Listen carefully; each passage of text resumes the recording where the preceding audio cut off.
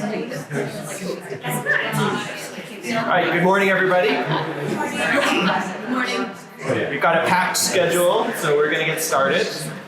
Welcome to our first session here, focused on community development and collective well-being. We've got 4 super interesting presentations that I think we're all going to really enjoy.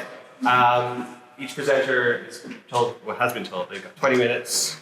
Try to be strict on that, followed by a few minutes afterwards for questions and discussion. Our first presenter today is Antigone. Sorry, I messed up your last name. My students, they call me Professor P. Professor. Who's teaching assistant professor in the Department of Management and advisor to the Management Club. And her talk is entitled Entrepreneurial Ecosystem of Creative Industries in the Lehigh Valley, a multi-level framework of growth. Oops, give me a second.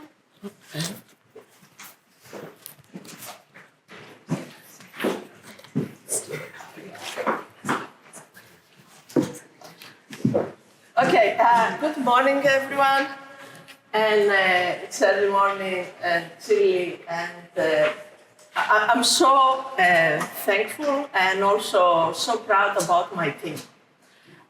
This project is a project from Creative Inquiry. And when I came, this is our agenda, but let's start with those folks. And also I have 2 students from the new project. And I said that this is about community and economic development.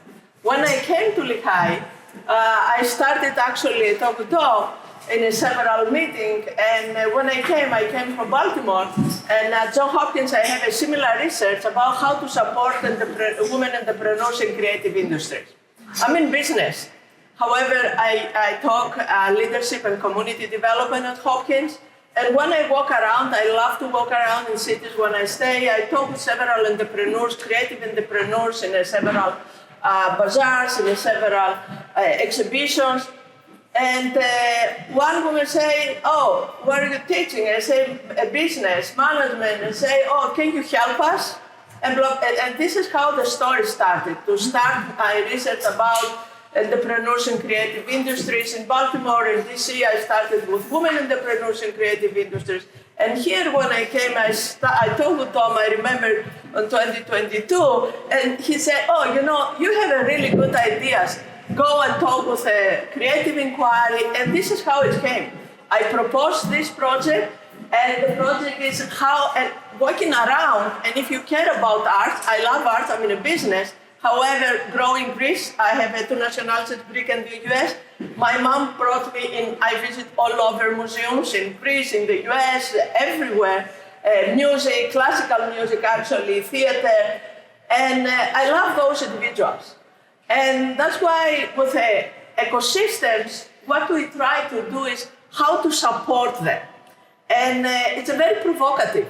They said, because we need a lot of people to support those individuals entrepreneurs, because they love what they do. They don't pay for that. That's why they need an ecosystem like universities, political people, just government to help them to grow. And this was the goal. I was so lucky working with 4 students in the beginning of this ceremony. Gibby graduated, Tyson, he will graduate next year, a young graduate already. And they follow me and say, "Okay, yes, let's work together to develop Lehigh Valley as a hub for entrepreneurs in creative industries." This was my dream, my vision. From that time until now, the paper that we will present today is a book chapter with the kids, with the students, young students. They came out already forthcoming. We have articles we presented in Scotland about, most of this paper is coming from Scotland, about the entrepreneurs in creative industries. We have an article about AI and entrepreneurs in creative industries, the current challenges. And then we have another one about identity of entrepreneurs in creative industries, which is selected for further development in a Tier 1 journal out of 242 publications. And for this paper, I work with other faculty at Lehigh and other universities. And all those happen with one vision, how to support entrepreneurs. It's not easy, and for this paper is to provide an understanding for the local Lehigh Valley entrepreneurial configurations, how they impact its creative industries entrepreneur. As I said, supported by Creative Inquiry. And I would like to talk, and this is a great space to talk about the ecosystems. We talk about ecosystems and we need to think overall, not just one particular actor, but this is the way how the current work, and also there is a limitation in research about how to support those ecosystems, how to support those entrepreneurs. And in our case, they're creative entrepreneurs, however, could be other entrepreneurs, which is a little different. In an entrepreneurial ecosystem, you would like to see some potentials. You will see the ventures, you will see the capitalists, the business, institutions, universities. Like here, they play significant role. But this is also coming from the lit review. And we would like to set an interdependent actors and factors that govern this type of the way to develop performance indicators for both systems, because there is a both way, winners at the ecosystems and for the individual. Also, the goal is to sustain the entrepreneurs, not just stay there for a short period, but just continue the work that they do. We would like also to increase the economies. We would like to develop well-being, and at the same time, we have to think about the time and the place. And place here in our location is the Bethlehem Steel. That means recovering for the Bethlehem Steel, and this is a huge impact on the creative industries. And this is one reason how it came out after 25 years of the collapse. The knowledge is limited. There is a very few articles, especially for creative entrepreneurs. And in the literature, they suggest to have at the overall, at the macro level, meso level, individual level. And somehow I was lucky because there is not so many framework to test, or we try to develop in the beginning. And finally, very lately, 2024, when we started to talk about the project, a new framework came out that we adapted for this particular study.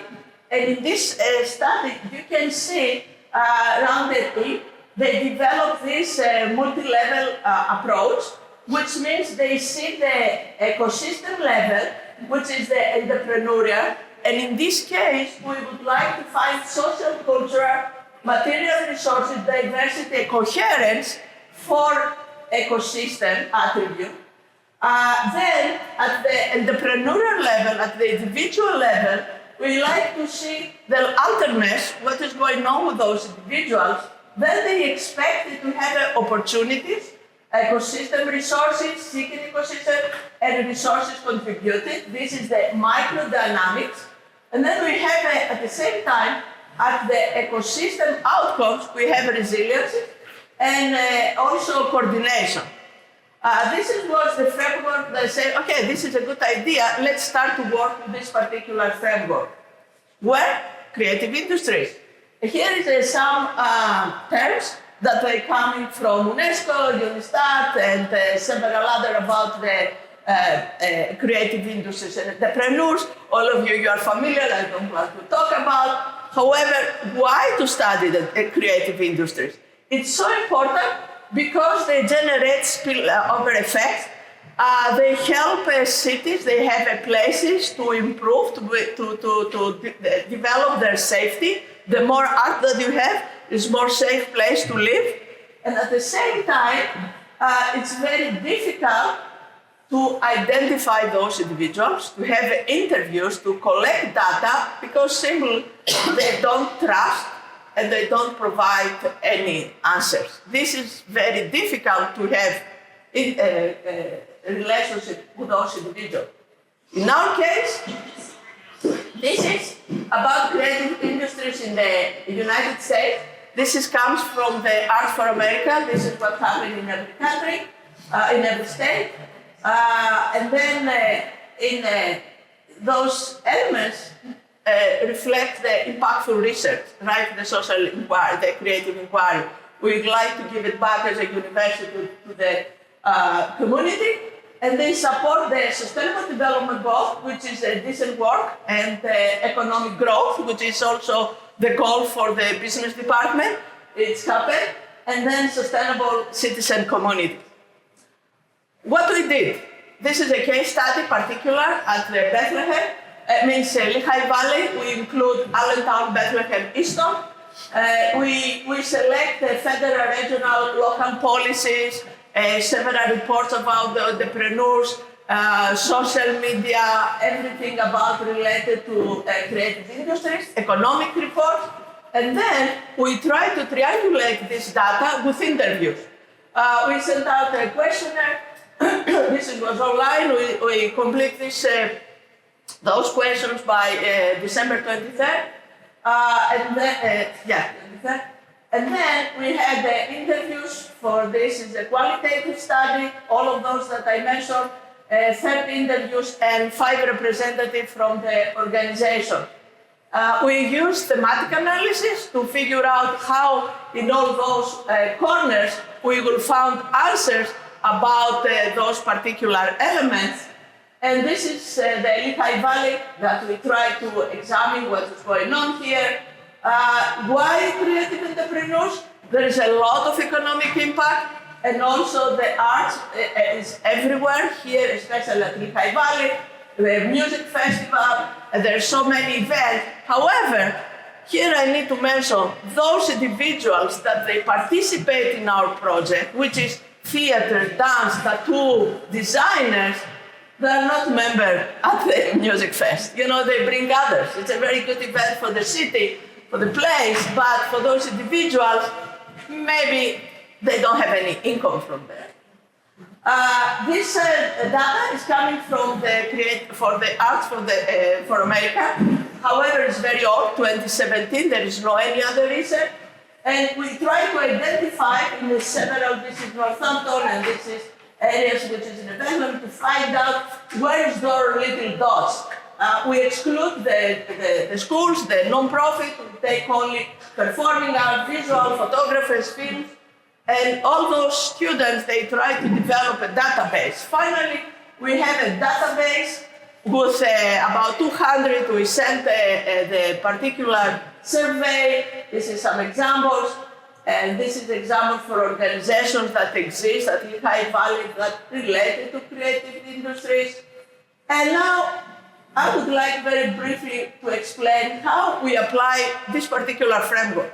In our questionnaire, we have questions about why you select Lehigh Valley, Bethlehem, Allentown, why, or if you have any support from particular places, or if you have any grant, and several other questions to identify why they came here or what type of support do they need, business-like support to improve their work and their well-being.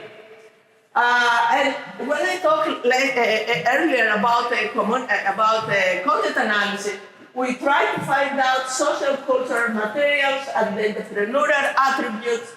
We try to have also the entrepreneurial awareness. This is coming from the survey. And also we try to identify opportunities, which is also it's coming from the macro level, what opportunities those individuals they have at Lehigh Valley. Here is a very briefly few examples, and you can see for the social, we have importance of social networks and mentorship in different sectors. As I said, we have many sectors. Cultural, positive and sending it over Lehigh Valley as a hub for creative. That means the vast majority, actually, they love to talk to us. Even they call and say, can I answer your survey? And they love to stay at Lehigh Valley. They came and they stay. Either they came as students in different universities, photographers, architecture, they stay. And they try to survive. Honestly, they had tried to survive. And they found several popular community events. There's just so many events at Lehigh Valley they would like to participate. And material, this is opportunity for community space, how universities open the space, how other locations, means Bethlehem City, other park, they open for that. Diversity, we found information about the range of business models that exist there.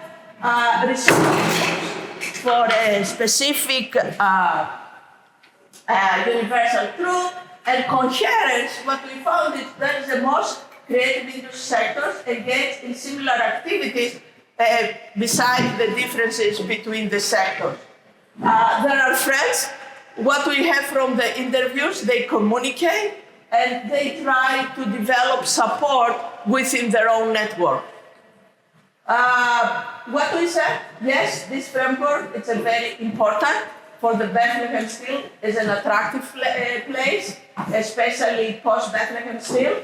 Despite the challenges that those individuals they have, they really love to stay here. And in our paper, we said future research. We said that we need a historical analysis, cross-regional comparisons with other states, with other regions in Pennsylvania. Interdisciplinary collaboration, this is what is going on. And then another one is about policy evaluation, and especially area about AI in creative industries. Give me 2 minutes, I'm okay with the time? Yes. And then network analysis, inclusivity and sustainability. And now I would like, this is the new, because this paper was about in 2023. However, I would like to present my new crew, and this is Megan and Grace, and now they will talk about our schedule, our plans. Oops.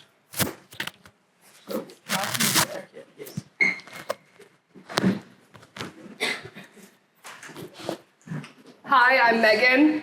I'm a first-year student here at Lehigh, and this is Grace.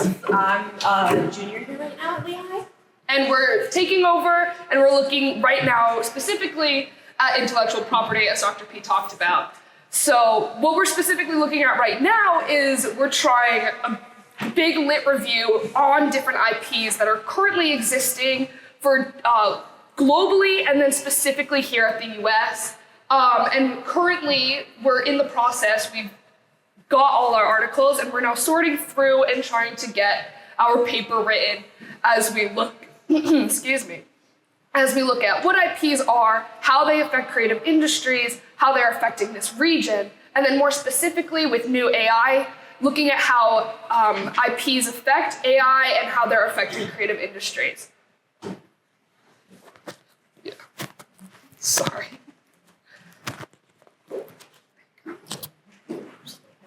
So in the future, we are planning on hosting 2 different workshops. So the first one will be a kind of resource for all of the creative entrepreneurs in the Lehigh Valley to give them access to different things that they might not know how to do, because a lot of creative entrepreneurs, they might know a lot about their discipline, but they might not know about how to market or how to do different other business things.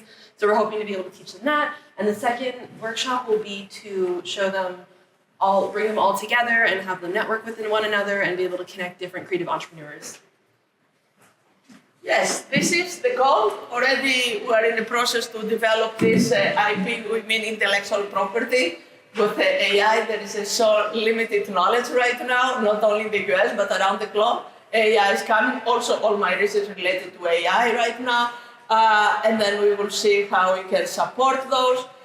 Policy recommendation, and I think the new articles will come out about AI, means intellectual property policies for creative industry entrepreneurs. Expected outcomes, what we think will be economic. We will support them. They would like to stay. They would like to develop revenue for the Lehigh Valley. Social, we strengthen the Lehigh Valley as a hub for those individuals. And finally, political policy. We have a high expectation with policy recommendations. Something will come, okay? This is our contribution. We have a lot of theoretical contribution, practical contribution in all those articles, but I don't want to give you a lot of headache about that. And here I would like to thank you for your attention. Yeah.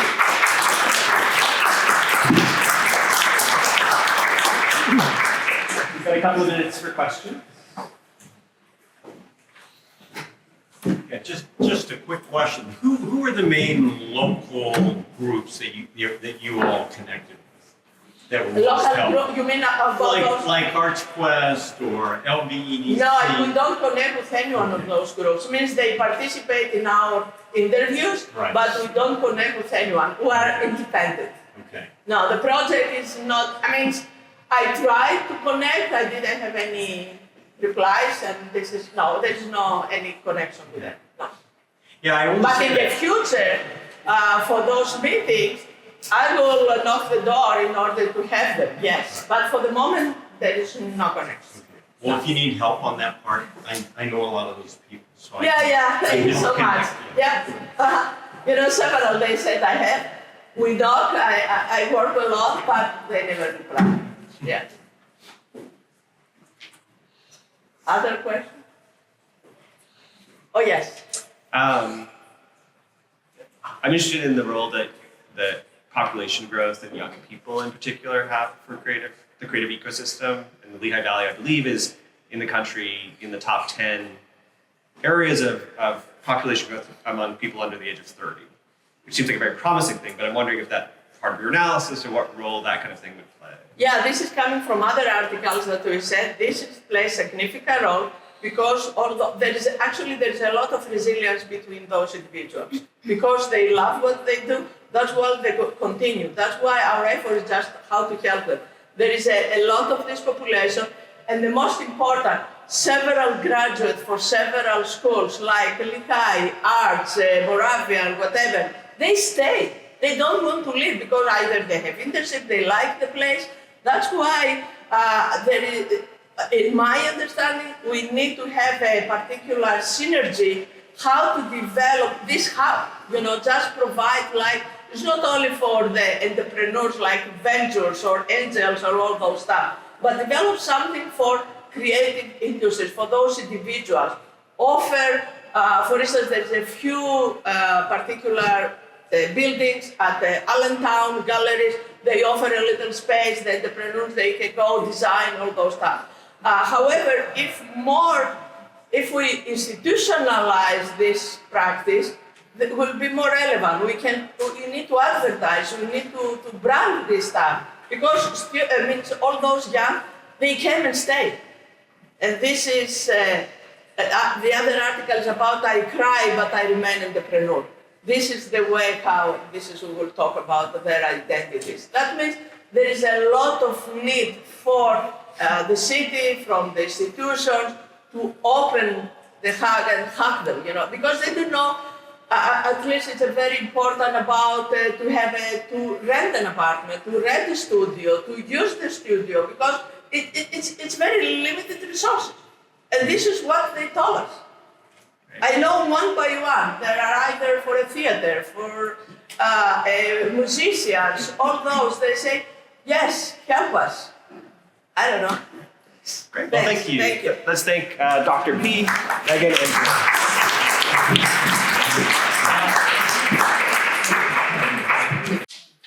is by Karen Beck-Cooley, Professor of Practice in the Department of Political Science and Director, seemingly of an infinite number of programs, including Community Fellows Graduate Program, the Environmental Policy Program, Masters of Public Health, and co-director of the Small Cities Lab with the other presenter was Hyatt, Assistant Professor of Architecture, co-founder of Burr Works, a design studio in Brooklyn, and co-director with Karen of the Small Cities Lab. And their presentation is the Small Cities Lab, Storytelling Policy and Design Action Support, Community-Led Literature.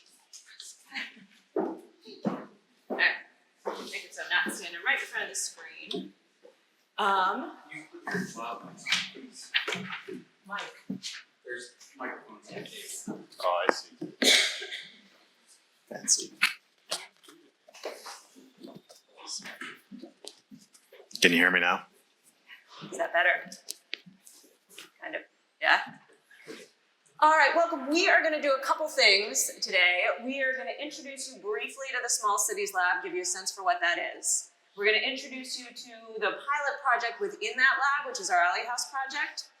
And in particular, we're going to talk about the Alley House Project because it is such a great model for how, no matter what you're talking about, whether it's something like zoning, housing policy, the housing crisis, those conversations are richer, they engage more people, they lead to better understanding and more consensus when they involve the arts and humanities, without a doubt.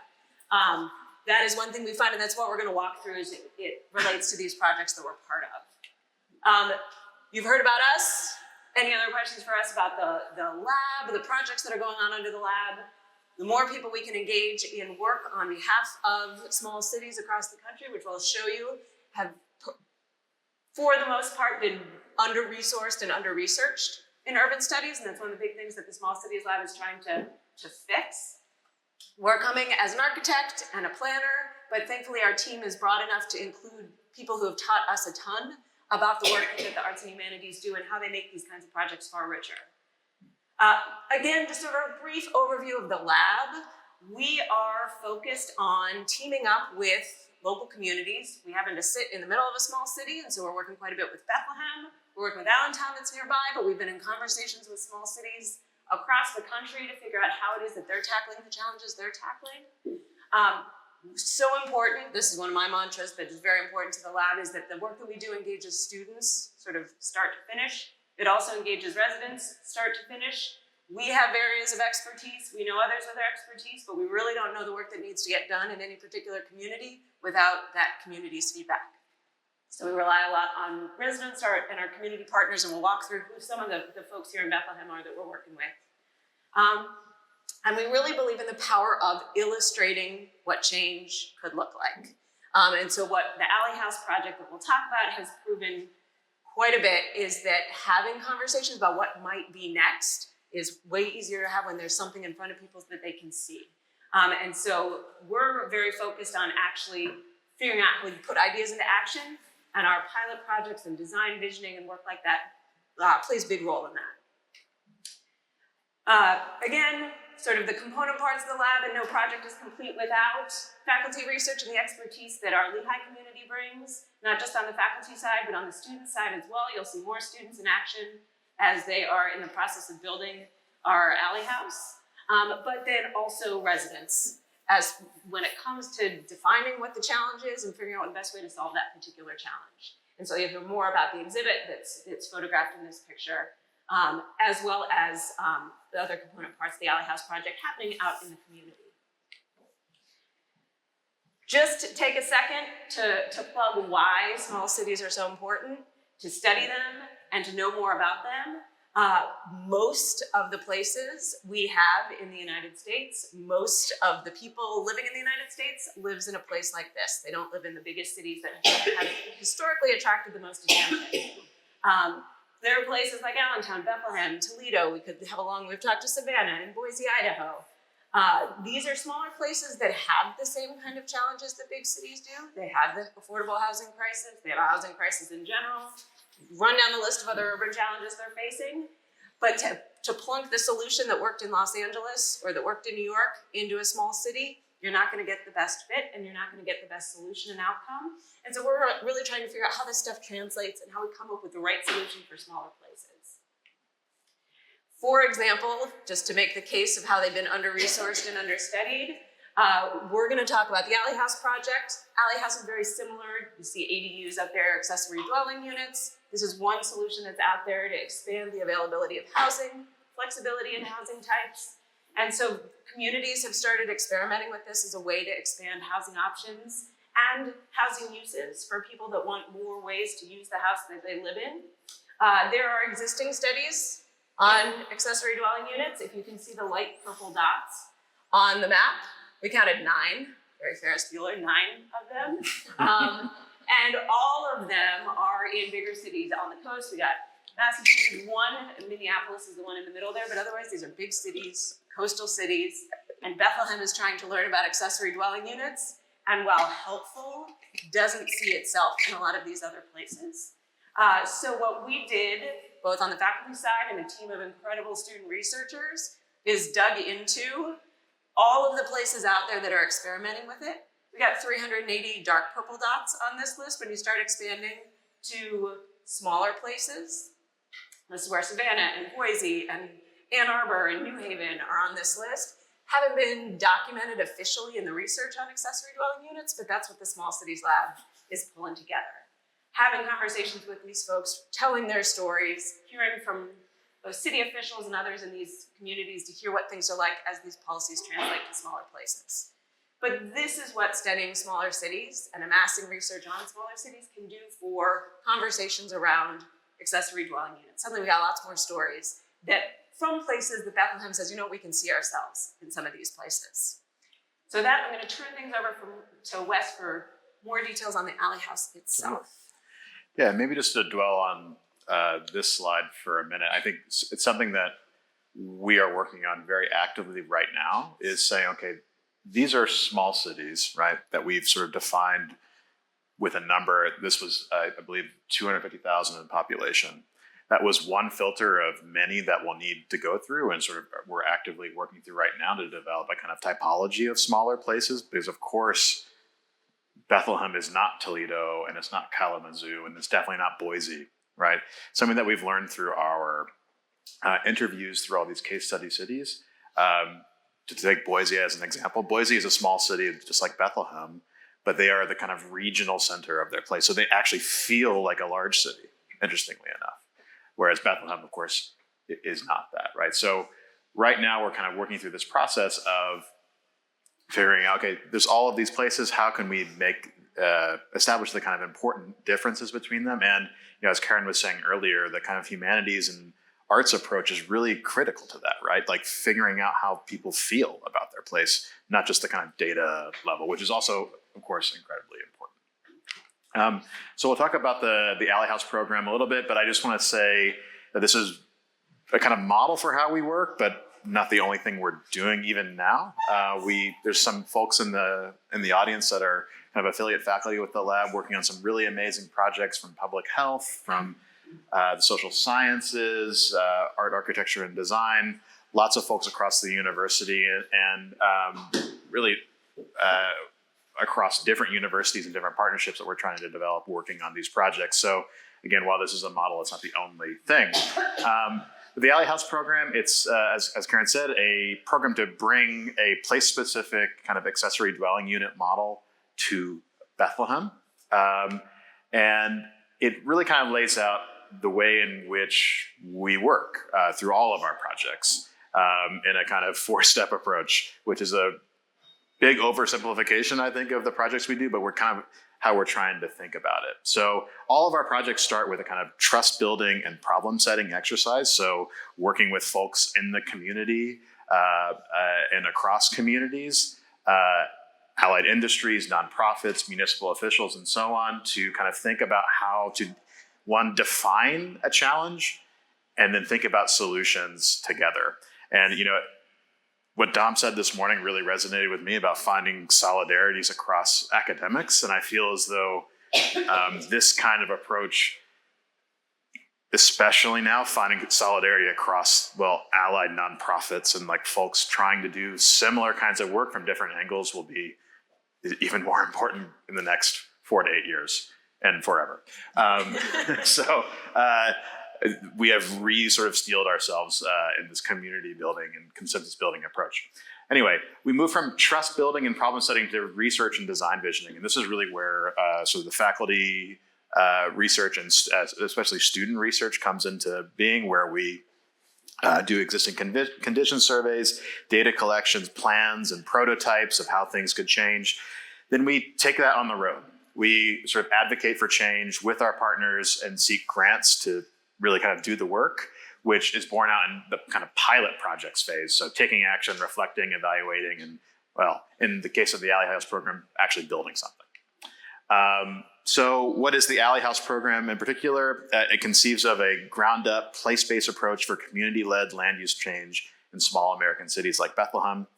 It's being carried out by a coalition of nonprofit, university, and municipal partners alongside just sort of resident stakeholders, folks that live in Bethlehem. And it's developing a hyper-local model of second unit, or what we call an accessory dwelling unit, or ADU. There's lots of names for them in Bethlehem, through a reimagining of a historic housing type specific to this place, the Alley House. So if you walk down Morton Street or Lawfer Street or Hawk Street or any of these places across the city, you will probably have seen houses on the alley that don't look all that different from houses on the street, right? There are important kind of modifications to them because the alleys are thinner, right? This porch might be a little smaller. You might just have a stoop. But really, they're the kind of same house you find on 5th Street or 6th Street or, Broad Street when you're thinking about Raspberry as well. And that's really a critical thing that we learned from this kind of really engaged looking at the place, is that while Bethlehem has these alley houses that are quite similar to their street-facing counterparts, an ADU, or an accessory dwelling unit, as we might think about it today through our disciplines, is often considered smaller or more diminutive or truly accessory, right? And that's not the case in Bethlehem. So learning from your place actually has a way of inflecting kind of what we consider to be conventional wisdom or disciplinary knowledge, right? As I said earlier, this work cannot happen without our partners. So just to run through these really quick, we're working with folks from the city of Bethlehem who are leading the kind of zoning reform work of this project and the community engagement work as well. Community Action Lehigh Valley and Community Development Bethlehem are working with us to lead the community engagement and the construction efforts of this program. Where we sit at Lehigh in the Small Cities Lab, we're kind of leading the research, design, and kind of advocacy and grant seeking efforts. And then New Bethany will be leading the kind of tenant selection, social services, and property management sort of long-term of the projects that we build through this. Just kind of give a flavor of what that kind of design visioning and research process kind of looks like. We started with some kind of existing condition surveys of Bethlehem alleys, and then thinking about kind of what new alley houses might look like today through the development of prototypes, plans, and then sharing those kind of in public venues. We had a couple of years ago a kind of open house public pop-up exhibition of these models that was attended by something like 80 to 90 people, which is super exciting and kind of proof of concept about how this engaged design process might work. And there's a photo of that right there. At Brinker Loft, just across the street, where we had a kind of model show, which kind of opened up the door with our partners to think about, well, kind of taking this on the road to apply for funding, which we have received. With everything going on, we'll hopefully receive $1.6 million from different sources, including federal and especially state, which I think that's a really important thing to highlight in this wild time. There's lots of state support for these kinds of projects, and the first alley house is being built entirely through state dollars and is not affected by whatever's going on the federal side, even though our partners are deeply affected by that. So there's some kind of questions about capacity going forward. All right. So the exhibit sort of showed something new, how to take the idea of what we have here in Bethlehem and think about what might come next. But we also took a lot of time to document truly what it is that we have. And so what you're seeing is images from a survey of all 50 miles of alleys across the city of Bethlehem. Took place in the midst of a heat wave, so students got plenty of sustenance and hydration, courtesy of the Small Cities Lab in gratitude for their work. Purple dots are the 900 plus existing alley houses that they found, that they were able to map. And we're not showing all 900 photos, but every single time they found an alley house, they took a picture of it. So we have images of all 900 of these alleys alley houses. In addition to information, anytime they saw a parking pad or a yard, they documented where all of those things existed. So not only do we know where the alley houses are, but on alleys, we know which alleys already have a lot of alley houses, which alleys are mostly parking pads, where we got lots of garages. And so if we're going to figure out, as they did, if you look at the era when most of these alley houses were built, we're in the midst of the boom of Bethlehem about 100 years ago to make room for more workers for the steel. If we're thinking about adding more housing units now, we have a sense for where there's space for them to go if some of that need is going to be filled on alleys. But a real documentation of what we have, and this is also the nice kind of capacity building that the small cities can do for our community partners. City was very curious about this, but this was not the kind of thing that city officials were going to have time to go out and do. But it's now a resource that we can slice and dice, and a database that we can use to figure out all sorts of things about housing across the city of Bethlehem. Another thing we did, and this is why it's so incredibly helpful that our research assistant at the Small Cities Lab is a recent English grad. In terms of what we have, there's a story told about zoning, that it was decreed from on high and it has always existed and never changed for all time, and it is the way it will be forever. And it's not true. It was made by humans. It's adapted all the time. And so she went into the archives in City Hall. Archives is a fancy name for a closet in City Hall, where they had file boxes of all of the documentation of all of the various zoning ordinances and maps that have been put in place over time, and has put it together to tell the story. This is a basic timeline that she was putting together to show all the points in time where the city of Bethlehem figured out, well, hold on, we need to do a little bit something different. Most of these efforts were restricting the kind of flexibility we had around the housing that we built, and the way in which we built. But you can see, as she has found over time, if you dig into some of the storytelling that she's done with it, there were also instances where city of Bethlehem needed more flexibility in the kind of housing it had, and that adjusted for changes back in the zoning ordinance.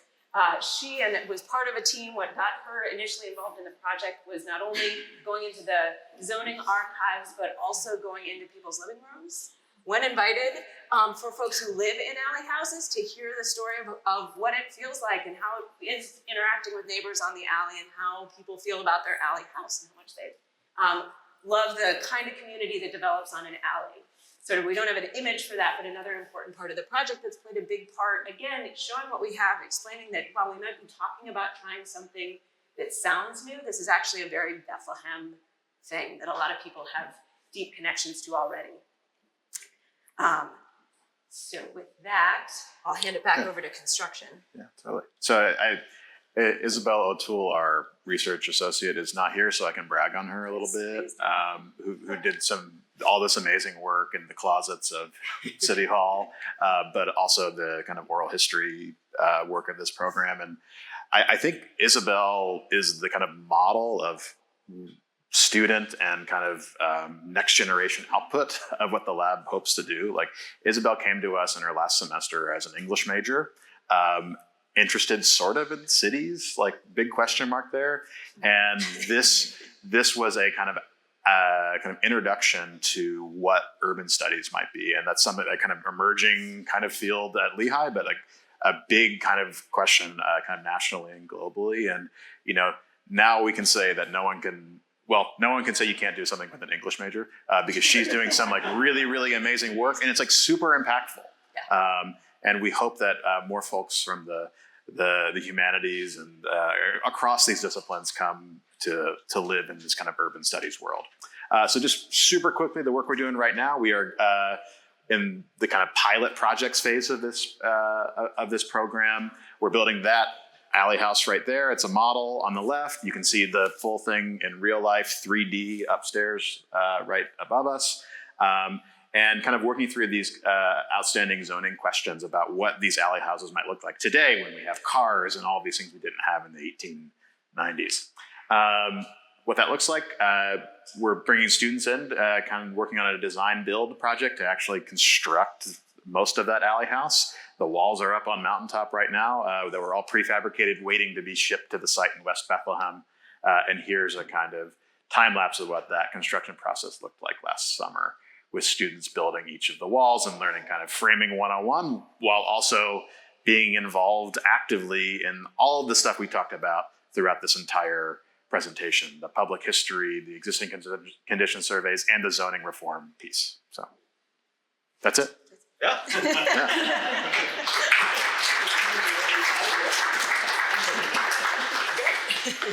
And we have a few minutes for questions. Yeah. Question. Just thinking about storytelling from universal communication, and as we think about the society moment that we're in, and continuing to tell the stories and values of universal research, you mentioned that the city sees value in this. Can you explain what they may do with this the information and all of that closet digging that went on? Well, as part of this overall effort that's thinking about alley houses and increasing housing flexibility in the city of Bethlehem and what role ADUs might play, one of the grants that we received was to not only do this research, but to help the city fund an update to their zoning ordinance. And again, one of the reasons we sent Isabel, who was so incredibly excited about this project, and the city was like, yes, okay, yes, go dig through the boxes, into the closet, was because any kind of change is scary. Humans are not good at change. Humans are not good at, especially changes that involve the word zoning. And so to be able to know as much as they possibly could about conditions on the ground, here's what truly exists, before you think of it as this mythical thing that we're just gonna fear because it's the unknown. This is actually a known thing, and we can now illustrate how much it's known. We can illustrate how Bethlehem used to allow for these things. It just makes something, again, that can return the conversation that we've heard this from multiple other cities that we've talked to about this. It shifts the conversation from this unknown mythical fear to like, well, what kind of community do we have? What kind do we want? Like, how are people currently using our neighborhoods and our housing? What do our neighbors kind of need from their housing units? And that's, in the day-to-day work of a city hall, that's hard to do. So we secured the funding, we went after the funding, and they're going to benefit from the funding. Correct. Plus, now they have a database. Now they know that they have 900 alley units. They know across those 50 miles exactly what percentage of properties are taken up by yards or parking pads, which if they're gonna try and figure out, well, where would we fit more housing, answering that question becomes a whole lot easier. Yes. But one thing I might add to that in the funding question, though, is some of the buckets of money we went after, Lehigh was not eligible for as our own institution. So the partnership actually unlocks potentials that we couldn't do on our own and they couldn't do on their own, right? So like the coalition makes it possible. Yeah, I mean, first of all, what exciting work, but I'm curious, what's the timeline to build the first alley house? 2 weeks, right? So every kind of Yeah. Well, listen, I'm going to be honest. We wanted it done 6 months ago, but all of the stuff Karen spoke about small cities and the organizations that are operating within them being under-resourced, it applies to Bethlehem. So there are capacity challenges, I think, across all of our partners that have kind of extended that timeline a little bit and made more challenging by what's going on with the feds right now. That said, RFPs are out for most of the construction right now. So we hope that over the next 6 months, there's going to be some good movement on site. Yeah. Thanks, Karen. Totally. Thank you. James for the session. Student events. Meg Munley-Stone is Director of Student Affairs, Research and Design.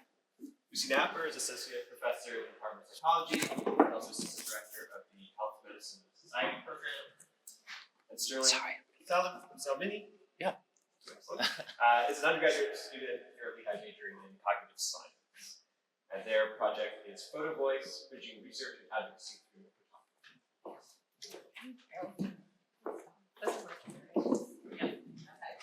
Hi everybody, I'm Meg. So we're going to be talking about Photo Voice, which is, oh sure. Is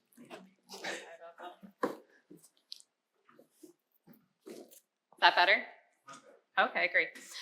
So we're going to be talking about Photo Voice, which is a photography-based research method, and we're going to be sharing a little bit about a current project that we are all working on using the Photo Voice approach. And then lastly, we're going to be inviting everybody who's interested to an upcoming photo gallery of this project, which is coming up on April 3rd, less than 2 weeks away. So we're going to start off with what Photo Voice is. Photo Voice is a community-based participatory research method, and breaking that down into its components. Community-based means it's grounded in the experiences and concerns of the community. It is participatory in the sense that it treats the research participants, in this case students, as co-collaborators in the whole research process, and that means from data collection to data interpretation to data sharing.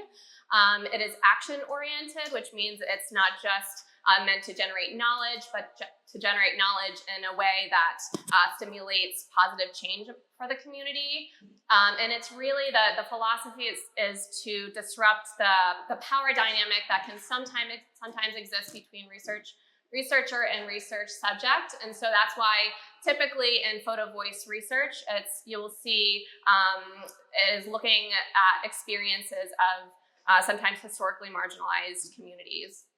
And so the goals of Photo Voice are to record and reflect on the community's strengths and concerns, to promote dialogue, and to stimulate social change. It recognizes that participants, in this case students, because that's what we're looking at in our projects, have expertise in their own experiences, again, focusing on the students as co-collaborators. And it also recognizes that visual images are powerful, not that numbers and charts are not, but photographs, really, and visual images can convey experiences in a way that I think sometimes quantitative data is not able to do. So generally, the Photo Voice process involves guided focus group discussions, so on the research topic, and then the participants taking photographs that relate to that topic, and then coming back together to have discussions about the photographs, the participants' experiences, and then any potential action steps that come out of those discussions. And so I want to share a little bit about our current project, which is looking at neurodivergent college students' experiences here at Lehigh. So in case folks are not familiar with what neurodiversity is, neurodiversity is a term that refers to the fact that there's variations in the ways that people think and learn and behave and interact. And not only are there variations, but those variations are a good thing, and that we're better off as a community because of neurodiversity in our community. So neurodivergent is an umbrella term. It's a non-medical umbrella term that includes those whose brains have either developed or function in a way that's not what's considered typical. So typically included under that umbrella are autism, ADHD, dyslexia, dyscalculia, other learning disorders. Typically, sometimes you will see neurodiversity specifically associated with autism, and that is because it really developed from the autistic self-advocacy movement, but we are using that broader umbrella term here. The neurodiversity framework is really a social justice movement and a paradigm shift away from the medical model of disability towards the social model of disability, which means that it's really pushing back on the pathologization or medicalization of variations in neurological functioning. It pushes back on the notion that atypical neurocognitive function is inferior, or that typical functioning is superior, and it celebrates neurodiversity as an aspect of diversity. And that quote is from Steve Silverman, who is an author of the book called Neurotribes, and it says, just because a computer is not running Windows doesn't mean that it's broken. So just to give you a little bit of context about why we are looking at this topic through Photo Voice, we started collecting data on neurodiversity at Lehigh in the undergraduate population about 2 years ago as a result of increasing anecdotal evidence of our students bringing up their neurodivergence to faculty and staff and what that means for their student experience at Lehigh. So we started through a survey collecting just basic demographic information that gave students a definition of neurodiversity and said, are you neurodivergent, neurotypical, or unsure? And based on survey results, we have that 18% of our undergraduate population identifies as neurodivergent. Among those students, 81% of the students say that their neurodivergence impacts their academic experiences at Lehigh, and 72% said that their neurodivergence impacts their out-of-the-classroom experiences at Lehigh. And so we are looking, we're using the Photo Voice methodology to really dig deeper into those questions of, okay, how does your neurodivergence impact your experiences in college. And so the specific questions that we are asking, that we're looking at is, what are the unique strengths among neurodivergent students, or how does neurodivergence help you succeed at Lehigh? And are there specific challenges or barriers to success that neurodivergent students face at Lehigh? And I'm going to turn it over to Lucy to talk about the project. Whoops. Oh. It's connected. We're gonna have to do a little wire dance. There we go. I think I have one. All right, so I'm going to tell you a little bit about the details of the project. So for this project, we had 18 neurodivergent students who took part, and they were in 3 separate groups. So there were smaller groups of about 6 to 8 students who took part in the discussions. They met in these small groups, and they discussed what Foot Voice is and talked about their experiences as neurodivergent students at Lehigh.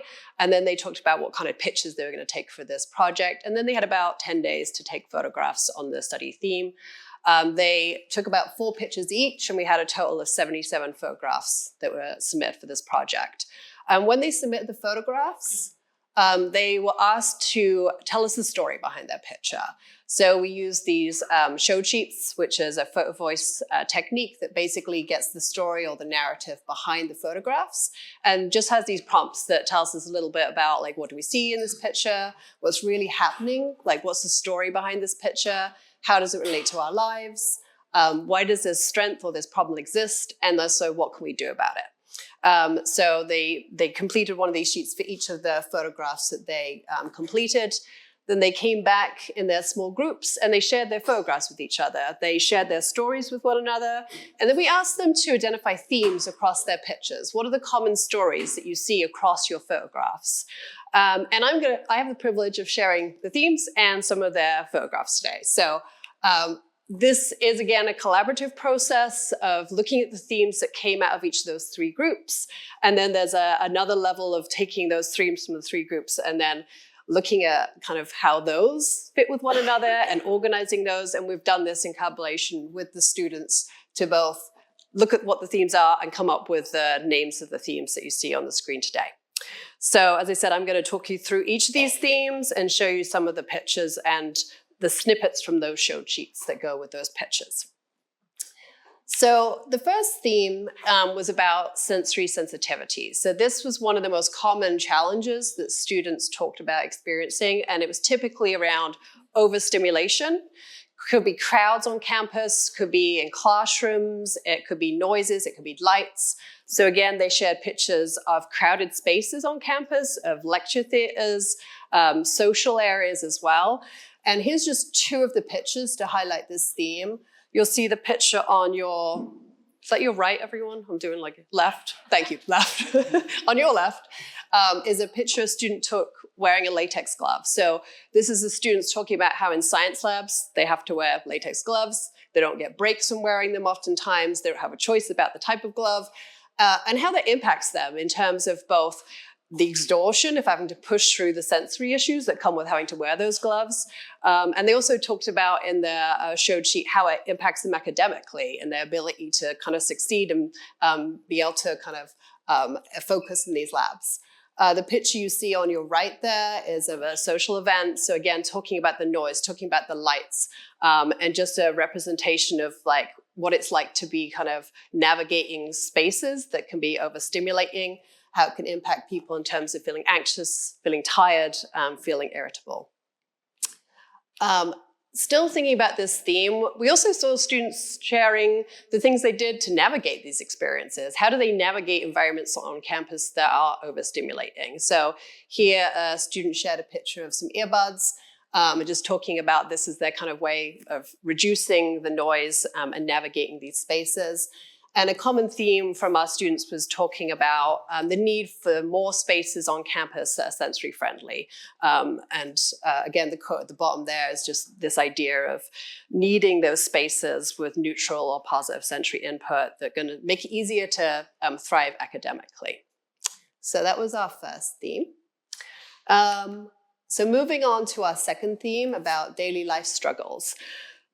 This is broken down into 2 sub-themes. And the first slide here represents students sharing stories about how other people and lack of empathy, lack of acceptance, their stigmatizing beliefs impact them as students.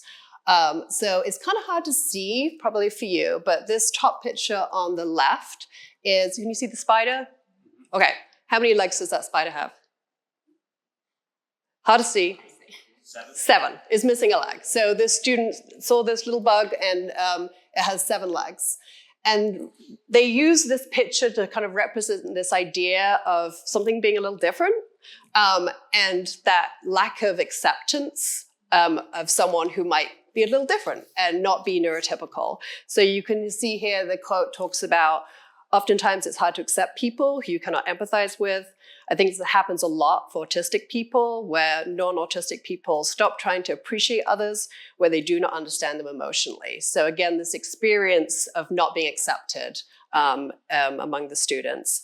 And then the bottom picture there, again, just conveying this idea of what it's like to feel like other people are constantly telling you who you need to be, that you need to be different, and what that feels like. And again, conveying this idea that we need to do more to destigmatize autism among our community. So the second part of this daily life struggles was less about the impact of kind of others on the student, but more about their internal experiences. And this could be anything from struggling with energy to appetite suppression, also well-being, physical and mental well-being. And these pictures on the screen, you see are all from a single student. And they did this activity and they took pictures to really share a story across these 6 pictures. And I see 6 pictures.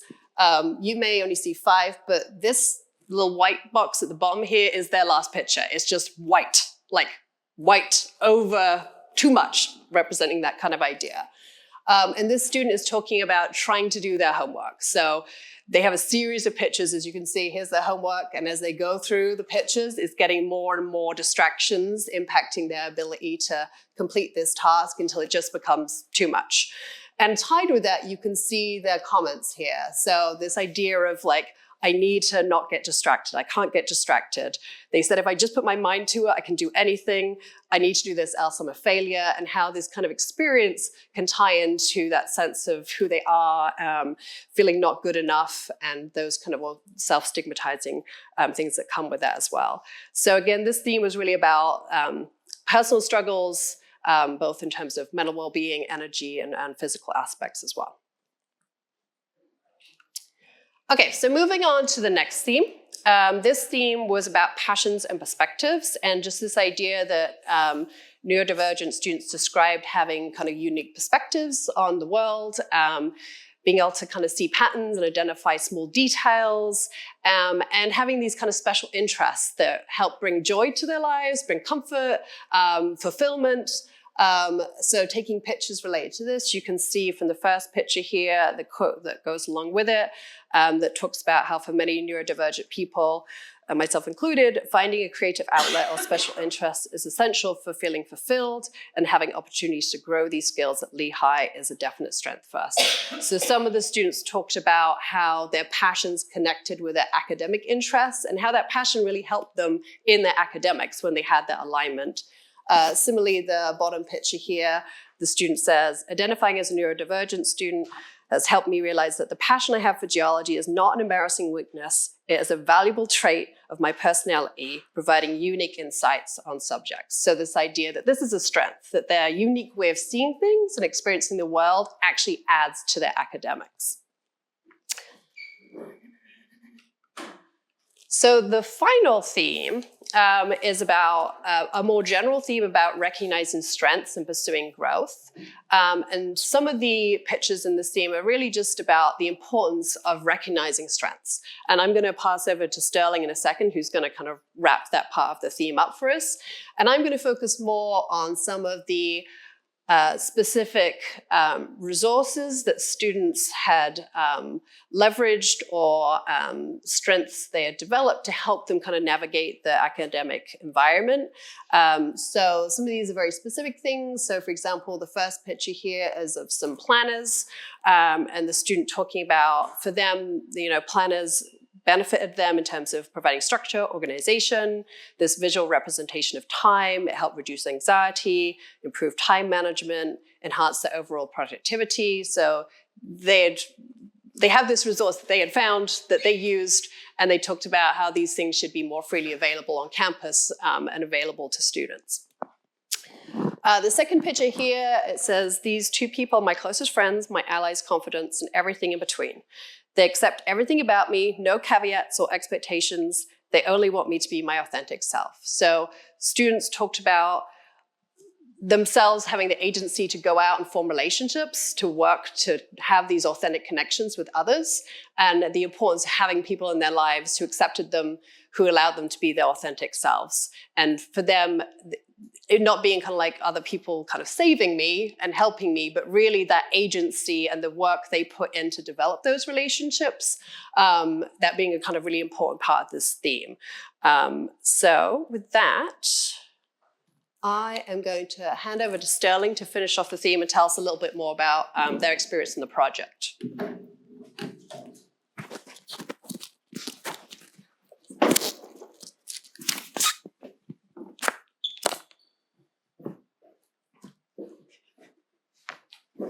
Hello. Again, the mic is working. I see a lot of familiar faces, more than I expected. So, hello everyone. Thank you for joining and taking the opportunity to listen today. To finish up everything, we wanted to highlight the aspect of growth that is really important in self-reflection on neurodivergence and the opportunity you guys are taking to learn more and tangibly impact, for example, if you're a professor, the impact of the experience of your own students in your classroom. So I would like to share, I was very grateful to be a participant in this study, and as the study went on, I realized how important the aspect of co-creation was. It was such an interactive process and very top-down. And what I mean by that is, this is a photo I took, and this was what I got from it. The flowers aren't bloomed yet, but they command a lot of attention. They stood out to me, and as a neurodivergent student, you can command a lot of attention whether it's wanted or not. And we must not look at the flowers and say, one day they'll be beautiful, because they're just little buds now. One day they'll be flowers. Rather, anyone could take this insight for themselves, say, you already are beautiful, you already are on that track. And I think a really great microcosm of what this study did was ask students to look for just something in their environment that stood out, whether you knew why it did or not. This stood out to me, and that insight came after. For a lot of the photos we saw before, they can be pretty innocuous, like a glove or just a setting.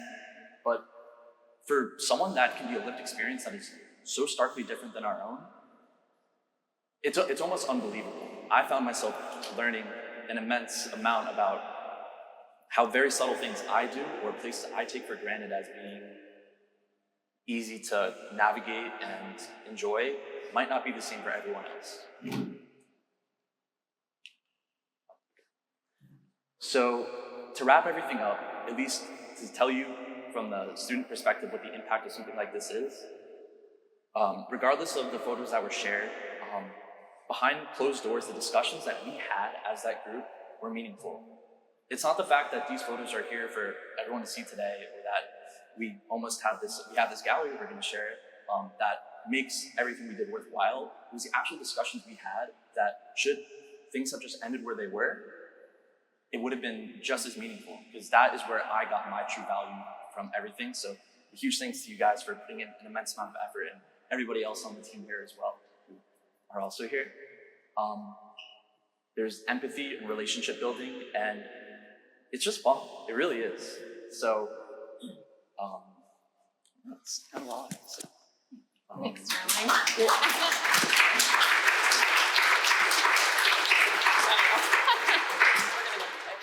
If I could just wrap up with 1 minute.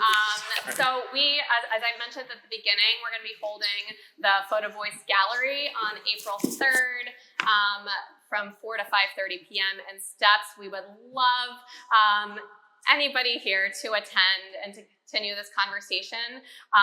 This is really the part where we're starting to have more and more conversations on campus with stakeholders, which is really exciting. I think there's a lot of momentum. We're having conversations with our colleagues in student center facilities about sensory-friendly spaces and disability support, and our colleagues in the Office of Inclusive Excellence and Belonging and Educational Innovation and Assessment for faculty who want to incorporate UDL strategies. So a lot of conversations are happening right now, and a lot of momentum in this project, and we're really excited about things to come. So more to come on this. Please come if you can on April 3rd, and thank you.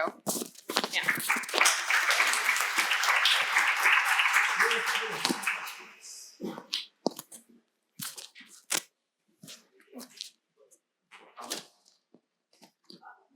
Yes, sorry, I was. Okay, great. It was a great presentation, and thank you for bringing all of them. A quick question: if you have, because about the innovation and assessment, do you have any particular reference that others they use this particular assessment to assess during the classroom, and can you share or maybe later? Can you repeat your question? Yeah. Assessment in the classroom. Oh, assessment in the classroom? Yes. Using photograph. Yes. Oh, using this technique in the classroom? Yes. Sorry. So, References. Yeah. Yeah. So yes, it is Symposium. So as person, we haven't done it, but there are colleagues in the College of Health, Russ McIntyre. Actually, and Brooke DeCipio, who is in Student Affairs, is currently using it with her peer health advisor class, and using this as a way to connect. She's having her students take photographs that connect with the theories that they're talking about in classes, which is really cool. Yeah. This is great because I was thinking Yeah. tomorrow I will use next week. I will use it in my class.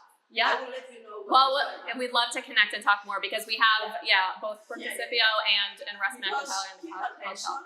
And if you say this is okay, they can then participate and then take a picture and then they send it as a class participation connection with the theory. Yeah, whatever, and then they will discuss the next day. It will be really great. I will say that there is a difference between folk elicitation projects and folk voice, which is really the participatory action portion. So what you're describing is more like maybe a folk elicitation project that doesn't involve the communication. So the digital will be local. Great, thanks. Thanks, everyone. Any other questions? Well, thank you, Lucy, Nick, and Sterling. Fiona Gable, Assistant Professor Acting and Directing the Department of Theater. Joseph Amade, Assistant Professor of Media Design at Theater. Title of their presentation is Queer Archives, Embodied Performance, and Public Health, the Screening of the Arts.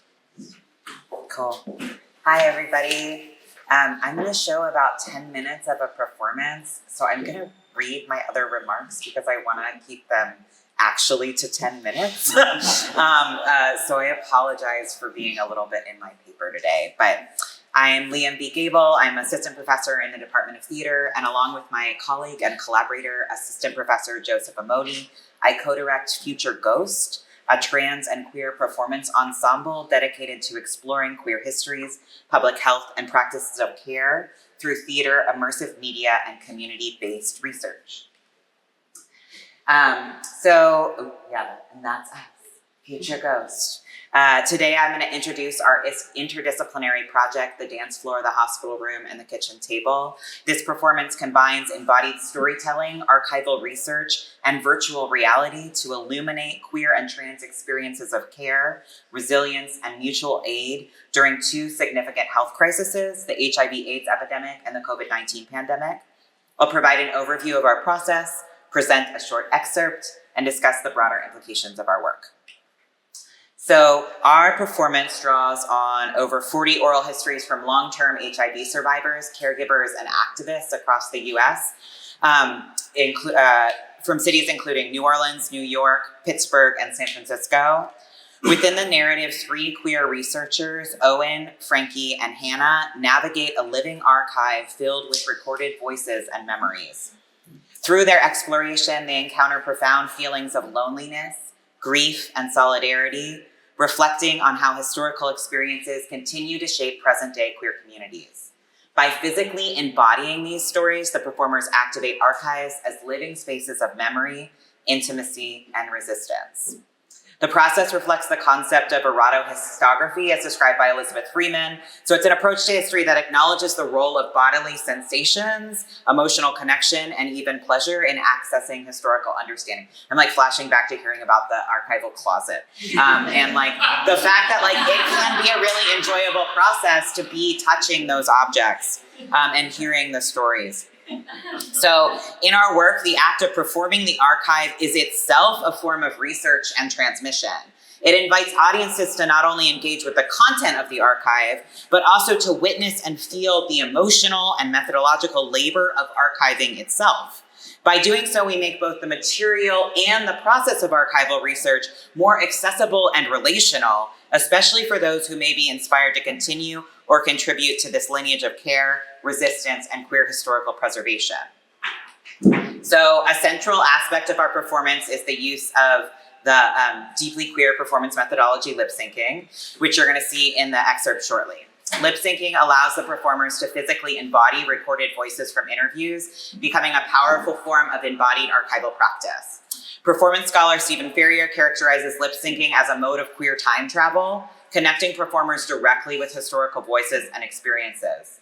This approach collapses temporal barriers, creating an emotional and embodied resonance that unites past narratives and contemporary realities. Alongside the live performance, we've created an archive of queer care, an immersive virtual reality experience designed to bring audiences directly into narratives of queer mutual aid, advocacy, and resilience. And this is also was a Mountaintop project this summer. This VR archive highlights how historical experiences physically and emotionally inform present-day responses to public health challenges, emphasizing the ongoing relevance of these stories. Okay, so I'm gonna play the excerpt briefly. I'm like, is this the next slide? No, that's. I'm gonna play the excerpt now, but before I do, I wanna offer a brief content warning. The excerpt includes references to illness, death, and dying, and the long-term effects of surviving a public health crisis. So you're gonna hear from a long-term survivor of HIV. It's a heavy and emotionally charged piece, so feel free to take care of yourself however you need. I'm gonna share a 10-minute excerpt now.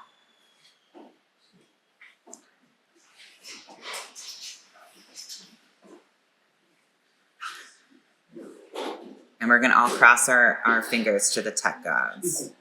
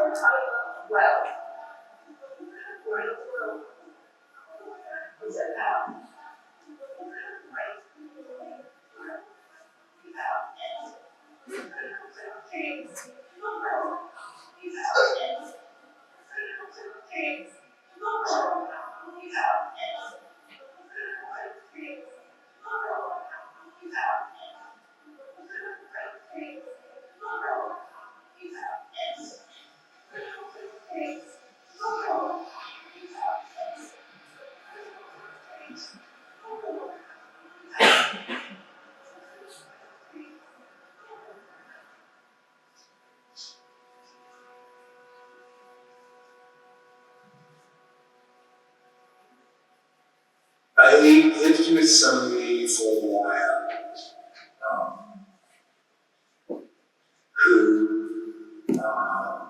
I moved in with him when he got diagnosed. He was somebody else. I had depression, I kind of loved, and it was not necessarily, but I felt, okay, he needs me, not nice. And I just wanted to be near him, I wanted to care for him. And so I just wanted, he could take care of himself for the most part, and he wasn't kind of a person. So I moved in with Neil, and over the course of time, sort of the dysfunctional basis of that relationship kind of took its toll, and we kind of drifted apart. And beyond drifting apart, it was, he didn't, I was always wanting sort of more physical connection, just, touch and stuff. And he was more and more suspicious of it. So it was not a good situation. So, and it got worse, and it got more dysfunctional. Fight, withdraw into corners of the house and stuff. And I felt like, well, he's not going to get what he needs from me. He's not getting what he needs from me. I'm not getting what I want from him. And maybe if I, move out of jail, have more room and stuff for somebody. So I ended up moving. He didn't really want me to move, but I felt I was doing the right thing. Maybe I was running, and maybe I was in that back then. I felt, that's not what I felt at the time. I felt like it was, we were in a downward spiral that was not true.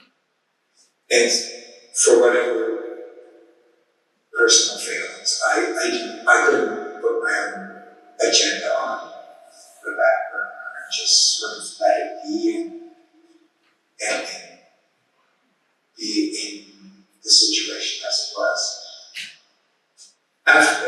Several months after I moved out, he ended up in the hospital at General. And I went to visit him in the hospital, and we hadn't seen each other for a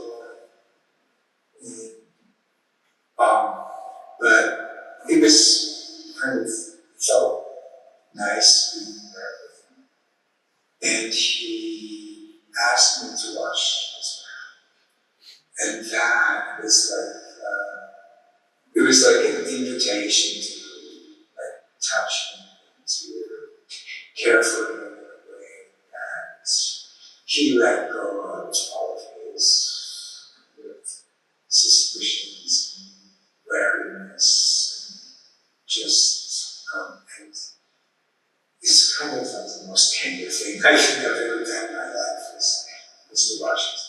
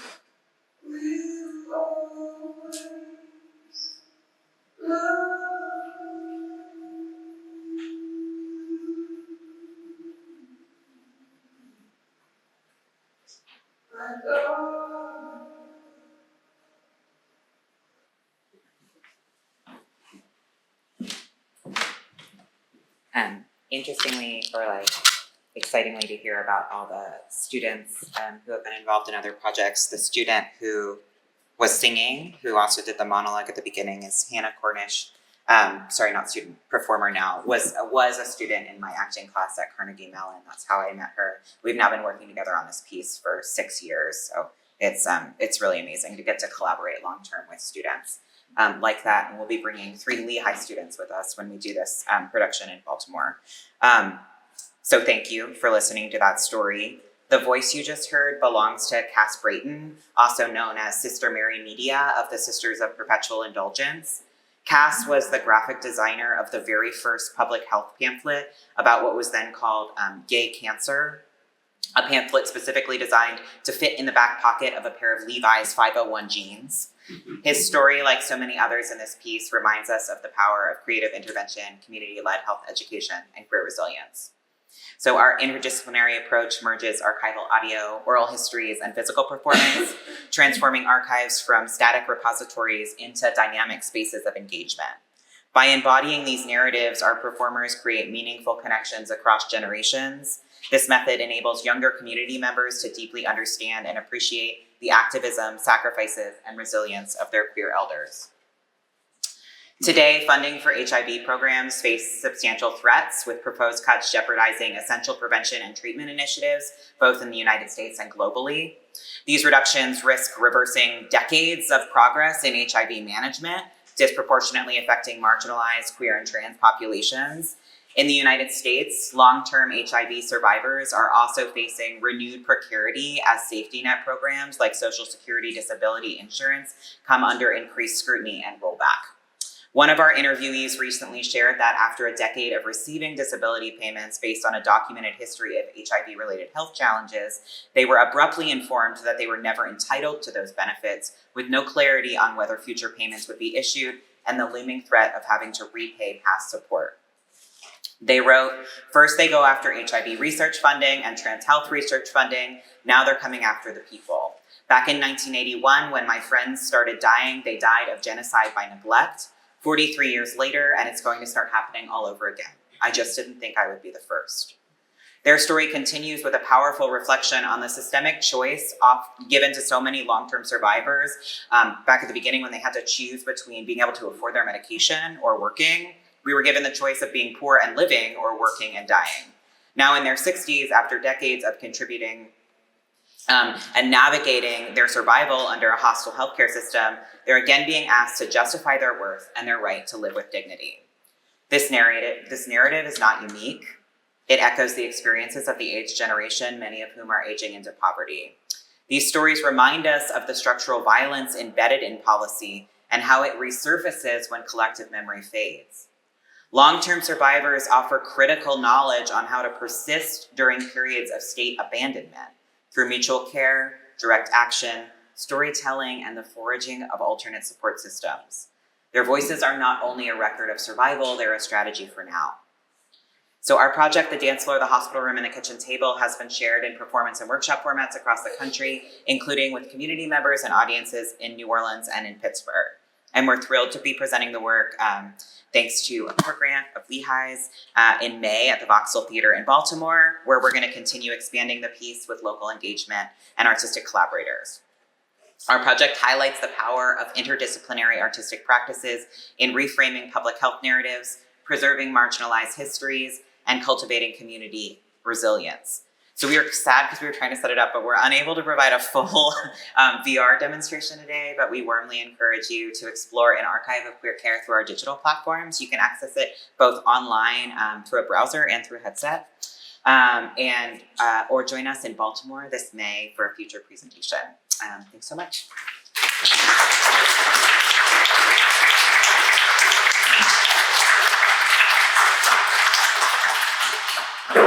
All of our presenters have been incredibly disciplined, so we still have some time for questions for Lee.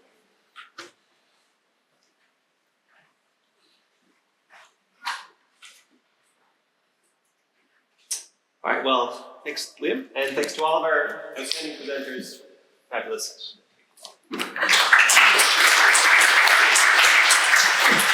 Everyone, it's a pleasure to see you here. I'm Will Crow, Director of the Art Galleries and Professor of Practice in the Department of Art, Architecture, and Design.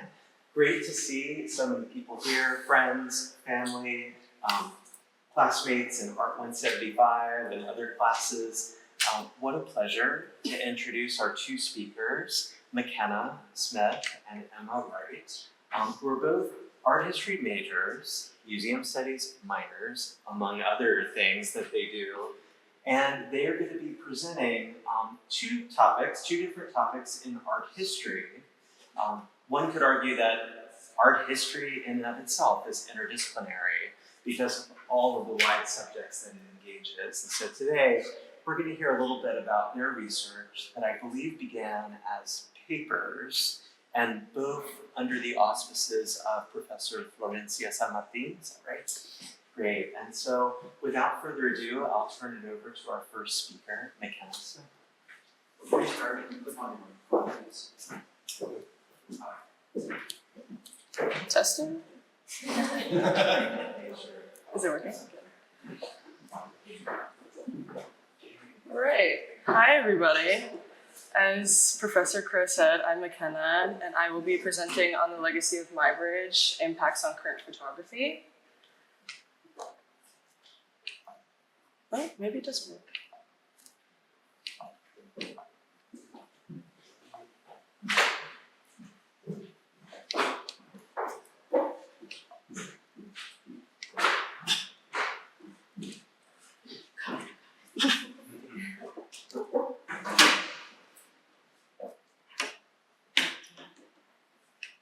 Oh, okay. Well. Edward Muybridge was born in Kingston, England in 1830. He pioneered photography studies on motion and early motion picture projection.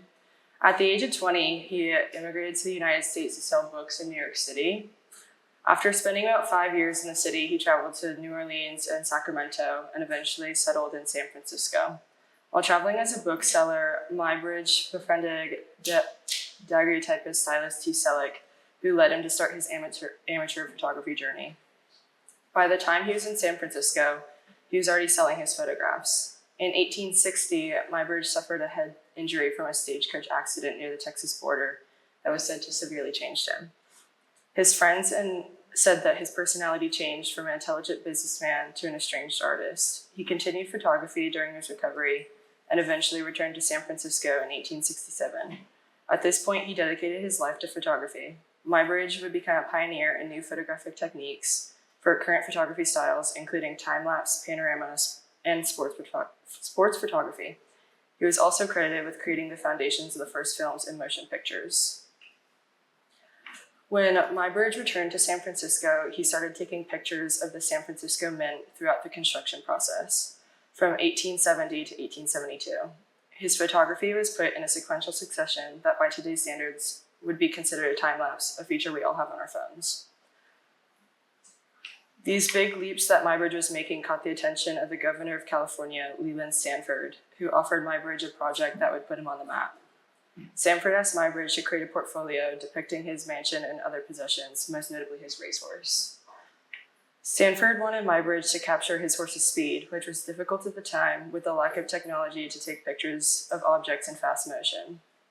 Photos and paintings at the time could not capture the speed of horses, and the human eye was too slow to notice the mechanics of the horse's run. For years, Stanford and Muybridge tried to find ways to take pictures of Stanford's horse that wouldn't turn out blurry. Muybridge was working to improve shutter speed, which took him until 1877, when he was able to take a picture of a horse that was noticeably better quality than the last several years of attempts. The years of failed attempts were due to need to improve shutter technology and exposure time from 1/5000th to 1/1000th of a second. This was his second success at creating a time lapse. Finally, in 1878, Muybridge developed a series of photos with 12 cameras along the racetrack that automatically would take pictures when the horse would trip the wires of an electromagnetic circuit. This spectacle had a crowd at the racetrack who got to see the negatives of his work the same day of his great success. His success at the racetrack was reported worldwide as a massive breakthrough in photography. People were not only amazed that he was able to capture a previously uncapturable moment, but also at the general mechanics of the horse's run. At the time, most people thought that the horse's legs would be outward when none of the horse's hooves were on the ground as shown in paintings. For example, the 1881 Derby at Epsom by Theodore Géricault. However, Muybridge's pictures showed that the horse's hooves were not on the ground when the horse's legs were all bent up beneath the horse. This made Muybridge realize through his photography he could see the mechanics of anything in motion that was previously too fast for the eye to see. In 1879, Muybridge, with additional research and 24 cameras, published a portfolio of his results of the horse in motion. He would then photocopy his images onto a disc and insert them into a device that he created that would spin the disc and project the contents for the viewers to see images as if they were watching a slideshow of the horse moving. He then named this device a zoopraxiscope. He would eventually hand color his images and sell these discs and his zoopraxiscope commercially. Looking back, Muybridge unwillingly set the stage for an invention that would come a decade later, the motion picture. As he developed his zoopraxiscope to make improvements, his new inventions are now considered early movie projectors. The Horse in Motion was a great success, and Muybridge traveled around the United States and Europe to discuss his work. Between 1883 and 1886, Muybridge produced well over 100,000 photographs in his new partially indoor, partially outdoor studio in Philadelphia. His new income funded dozens of high-quality cameras with better tonal range and clarity. His images improved that were significantly better than the Horse in Motion. His new studio had at least 12 custom-made cameras lined up, sometimes more, to take photographs of anyone or anything that would make us second guess our previous notions of motion. This included athletes, students, professors, local residents of Philadelphia, and disabled patients who were being treated nearby. These individuals would usually be nude or almost nude, and they would be photographed doing things that showed movement. This included stairs, carrying various heavy objects, everyday activities, or sports movements. He would also have people reenact farm, industrial, construction, or household work. Muybridge would also borrow animals from the Philadelphia Zoo to study their movement. Muybridge was obsessed with depicting and sharing the science and mechanics of movement. In 1887, Muybridge assembled a portfolio with 11 volumes comprising 781 plates of about 20,000 photographs. This series was named Animal Locomotion, an electrophotographic investigation of consecutive phases of animal movement, or just animal locomotion for short. Muybridge Animal Locomotion opened up an entirely new way of thinking about photography, human and animal movement, and even the concept of time. Now, more than 130 years later, Muybridge's work is seen as both an innovation in photography and the science of movement.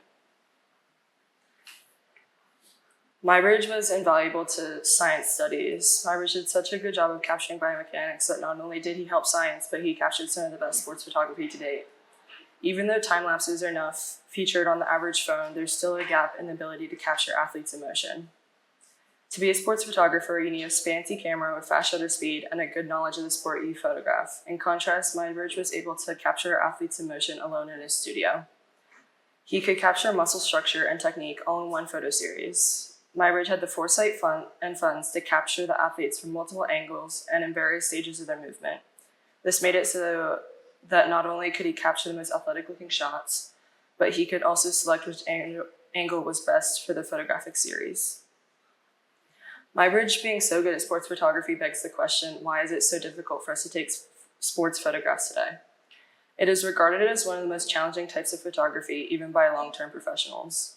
This is because the slightest mistakes can cause the shot to go wrong. Sports photography won't turn out the best if you don't have a high shutter speed, long lens camera, which is expensive.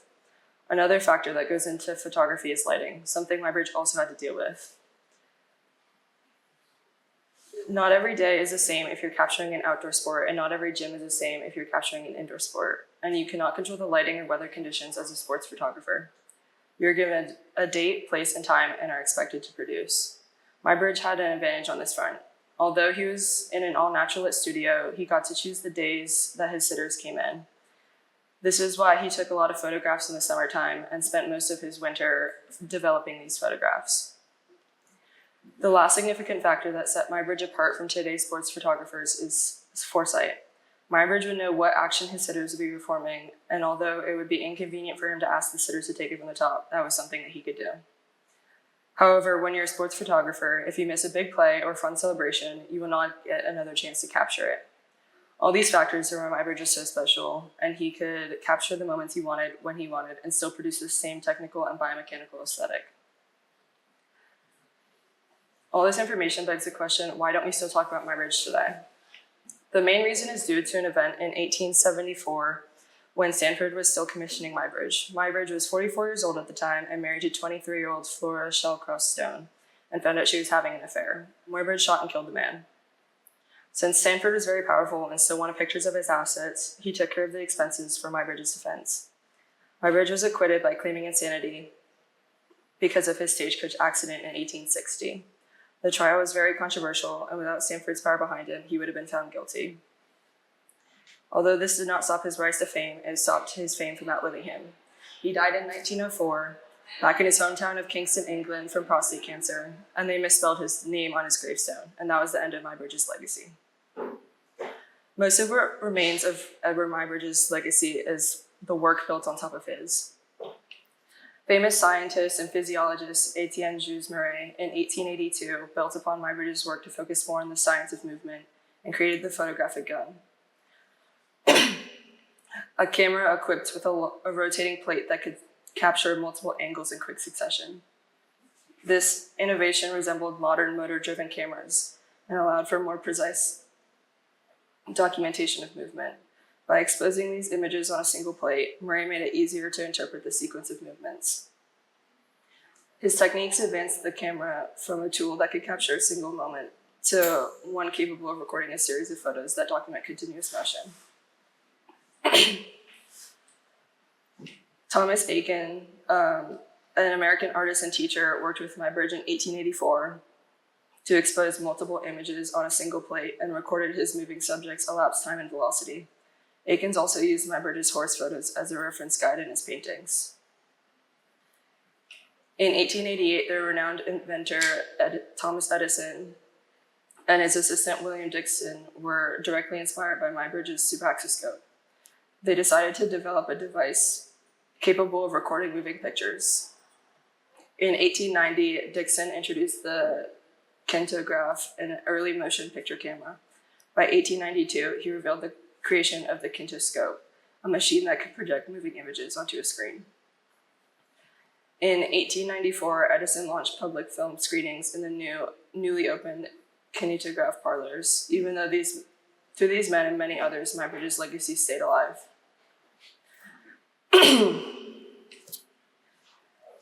Edward Mybridge's groundbreaking work in motion photography not only revolutionized the field of photography, but also laid the foundation for modern film and sports photography.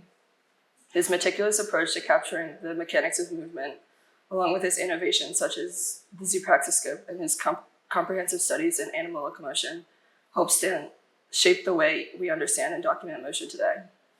Despite facing personal controversies and challenges, Mybridge's contribution to science, art, and technology have left an undeniable mark on visual culture. While Mybridge may not have enjoyed lasting fame during his lifetime, his legacy endures through the continuous influence of his methods and innovations on the fields of photography, biomechanics, and cinema. Thank you.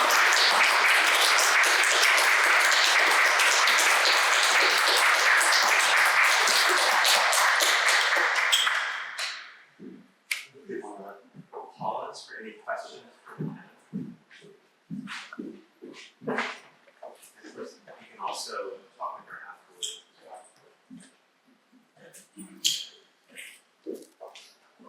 Thank you. Thanks. So next we'll have Emma.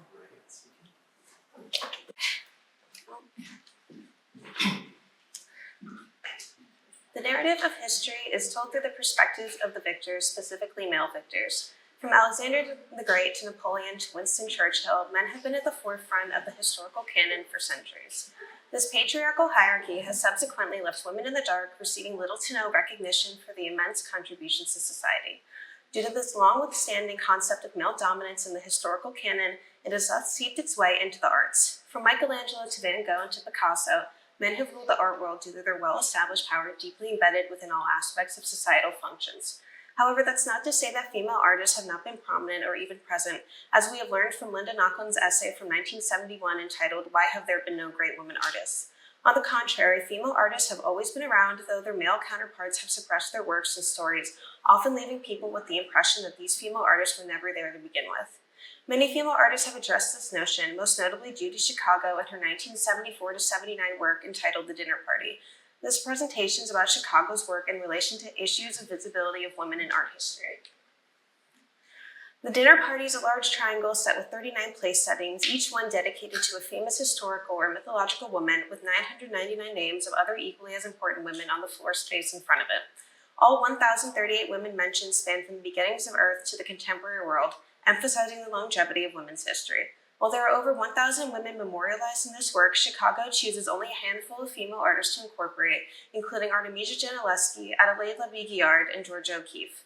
By making these names visible, Chicago's The Dinner Party reimagines the art historical narrative by celebrating the achievements and contributions of women by subtly employing symbolism, materials, and concepts all commonly associated with femininity in order to challenge the patriarchal narrative in which art history is commonly told and understood.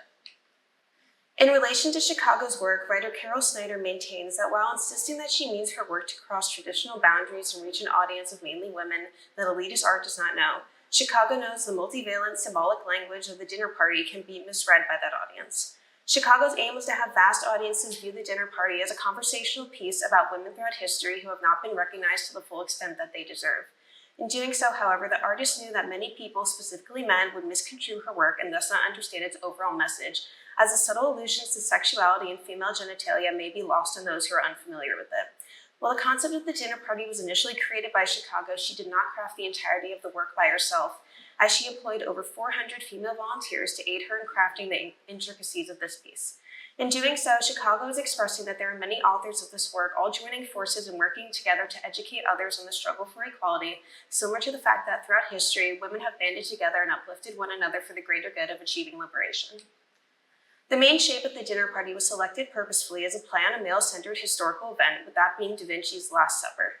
Chicago is alluding to the stereotypical concept that men have always had a place at the table, while women have always had a place in the kitchen. In reversing the rules of this commonly held notion of gender hierarchy and assumed places within society, Chicago is reimagining a historical event by replacing the men with women, thus bringing the women out of the kitchen, so to speak, and placing them at the table. Additionally, the shape of the dinner party is arranged in a triangle, a shape commonly associated throughout history with femininity and female genitalia. In doing so, the shape of this work is directly juxtaposed with that of the Last Supper, as the table mat work is a line, seemingly referencing masculinity and male genitalia. The triangular shape is composed of 3 wings, each one representing a different section of history. Starting with prehistory and ending at contemporary history, each wing has 13 place settings, alluding to the number of men depicted in the Last Supper. Chicago's careful consideration of the format of the piece is essential in the world of feminism, as she's actively reclaiming male-dominated spaces and centering them around conversations of feminism and women's history. On each place setting sits a plate that is specifically designed to the woman in which it represents. Chicago's employment of the female body in this piece is not administered in an overtly sexual manner, but rather a celebratory one. For far too long, female genitalia has been often associated only with the act of sex and reproduction, limiting women to the basis of existing solely to be mothers and or to fulfill male pleasure. Here, Chicago is reclaiming that and utilizing female genitalia as a means of power and pride. Walking around the dinner party will have viewers immersed within the world of women, as well as questioning who these women are and why some of their names seem unfamiliar. On the second wing of the work, entitled From the Beginnings of Christianity to the Reformation, sits a place setting for Artemisia Gentileschi. Born in Rome in 1593 to commemorated painter Orazio Gentileschi, Artemisia Gentileschi became a notable figure within the art world during a time that immensely chastised and punished female artists. Due to this, Gentileschi's life and career were incredibly difficult. Though she's one of the most celebrated female artists of the entire art historical canon, her work was not as prominent then as it is today. In 1612, Gentileschi's father hired a new trainer for her, a man named Agostino Tassi, who subsequently utilized his power as a man and raped Gentileschi. Tassi was taken to trial, resulting in the whole affair becoming incredibly public. Due to Gentileschi's assault and the commonly held negative notions regarding assault during the 17th century, her work was often misconstrued and viewed in a sexual light due to her life experiences. However, her works were not inherently sexual, as most of them depicted strong women, typically of the Bible. For instance, her 1620 Judith the Slaying Holofernes depicts the story of a woman pushing past her subservient gender role and committing murder for the greater good of her community. It's important to note that Gentileschi depicts Judith as a strong and fearless woman, contrary to how Judith is typically depicted within the art historical canon. In juxtaposition to Caravaggio's 1598-99 Judith beheading Holofernes, Gentileschi portrays her version of Judith as courageous and ferocious, while Caravaggio portrays his Judith as timid and fearful. This contrast between two depictions of the same woman highlight the male gaze versus the female gaze. Gentileschi, using the female gaze, illustrates Judith as a powerful woman, indicating that despite being seen as the weaker sex, women are still more than capable of slaying the enemy and being fearsome warriors. The details on Gentileschi's place setting within Chicago's work were meticulously chosen to reflect the artist's life and impact on the art historical canon. Every person referenced in the dinner party is united through their shared identities as women, but how is it possible to delineate between them all and highlight each and every one of them equally? In Gentileschi's case, Chicago incorporates flowing velvet fabric to mimic that of the costumes worn by the subjects painted by Gentileschi. Additionally, the colorful butterfly depicted on Gentileschi's plate is done in the same style of chiaroscuro, a technique made popular during Gentileschi's time as an artist. However, that's not the only thing a butterfly represents, as the butterfly is a derogatory figure for vain, flirtatious women and for the ephemeral in general. Again, the concept of reclamation is at play here, as the butterfly is thought to be a symbol for female promiscuity, something typically chastised. However, Chicago is reclaiming it as a means of emphasizing the growth and persistence of women throughout history. Additionally, Gentileschi's plate is flat against the table, signifying her lack of freedom. Other plates in the work, however, are elevated off the table, signifying that individual's abundance of freedom. In employing this, Chicago is not only educating the viewer on the freedoms or lack thereof of historical women of respective time periods, but also the long, rocky road to female liberation as a whole. There's only 39 place settings in the dinner party, leaving viewers to think that there are only 39 important women in history. Chicago plays into this with her incorporation of the heritage floor. Engraved on the heritage floor are 999 names of other historically significant women, each one relating to a woman depicted on one of the 39 place settings. Gentileschi has around 20 other female artists connected to her in the heritage floor, with one of them being Adelaide Labille-Guiard. Born in Paris in 1749, Labille-Guiard earned her fame as one of the only women of her time admitted to the Académie Royale in Paris, a highly esteemed art academy historically reserved for men. She was admitted alongside fellow female artist Elizabeth Louise Vigée-Lebrun, who eventually became her rival, as they were both criticized for being inducted into a male-dominated art society. Though they were rivals because they were both talented artists who painted in a similar style, they were also rivals because of their status as women. It was still uncommon during this time to accept women as artists, thus forcing Labille-Guiard and Vigée-Lebrun to be rivals due to the commonly held notion that it was impossible for multiple women to be successful in the art world. Though Labille-Guiard was one of the most prominent female artists of her time, she was still viewed as less than due to her gender. Labille-Guiard is most known for her 1785 work, pictured here, Self-Portrait with Two Pupils. Here she depicts herself sitting in the center of the work, surrounded by two female students as she is teaching them how to paint. This groundbreaking work displays a woman teaching fellow women how to become artists, a concept that was frowned upon in the era in which it was created. Labille-Guiard's immense talent and influence landed her as a painter for the royal family in France. Even with her robust career as a female portraitist, Labille-Guiard's status and talent still failed to earn her a spot at the main table of the dinner party. It's not feasible for Chicago to grant every single woman, historical or mythological, a proper seat at the table, thus placing them on the heritage floor. The names on the floor, like Labille-Guiard's, have no context or supplementary information associated with them, as they are merely scattered randomly on the floor in front of the main installation of the dinner party. However, this was crafted purposefully by Chicago, as seeing and reading these miscellaneous names will inspire viewers to engage in conversation and research on the assorted and unfamiliar names on the floor, thus bringing to light the rich histories of women who have not had their stories told. The third wing of Chicago's masterpiece work is entitled From the American to the Women's Revolution. Featuring 13 women spanning over 200 years, the last place setting is dedicated to artist Georgia O'Keeffe. Raised in a small Wisconsin town, O'Keeffe began taking art lessons at a young age, launching her to immense stardom and success. However, the success did not come without its challenges, a common experience faced by most, if not all, female artists. She was consistently criticized and mocked by her fellow male artists, as they did not believe her work should be taken as seriously as theirs, given her work's subject matter. Her work is often associated with depicting female genitalia in the shape of flowers, as seen in her 1930 Jack in the Pulpit No. 4. This painting was directly inspired by the plant of the same name, of which O'Keeffe had taken a great interest in. However, there are hints of sexuality at play within this work, as well as within many of her other studies of plants and nature. Due to this, men started diminishing O'Keeffe's work, claiming that her flower and nature studies were just a mask for what she truly wanted to depict, which was seen as outlandish for its time. Depicting female sexuality in the female body were considered to be taboo and were only normalized in the art world through the works of men, not through the works of women. Whether or not O'Keeffe was truly illustrating flowers or female genitalia can be interpreted by each viewer. In the case of Jack in the Pulpit No. 4, a woman may see a flower while a man may see a vulva. Throughout history, women have consistently been overly sexualized by men, thus adding to the point that men may view this work and immediately see female genitalia, missing what O'Keeffe had intended for this work to represent. Women are often associated with the concept of promiscuity, thus explaining why so many have viewed O'Keeffe's work in such a sexual and occasionally incorrect way. O'Keeffe's place setting includes a large plate with a flower that resembles a vulva, similar to the style in which she paints. Chicago carefully implemented this in homage to O'Keeffe, but also in keeping with the theme of nature and female genitalia as empowerment. These two women were seemingly aligned on their shared belief of the relationship between the vulva and flowers, both being associated with femininity and the creation of life. Additionally, the plate is raised off the table, representing O'Keeffe's freedom as a woman. Similarly to the runner underneath O'Keeffe's plate, it displays colors and motifs commonly associated with indigenous tribes of the Southwest, specifically New Mexico, where O'Keeffe spent most of her career. The color palette chosen for the plate has hues of brown, pink, and green, representing earthy tones that are also commonly connected to New Mexico. By creating the table runners and plates utilizing historically female-associated methods such as sewing and knitting, Chicago is once again emphasizing the point of feminism and the reclamation of feminist ideologies and concepts. Women are all connected through shared experiences and ideologies, and Chicago is displaying this in her inclusion of O'Keeffe in the dinner party due to their shared art styles, themes, and overall personal histories as women.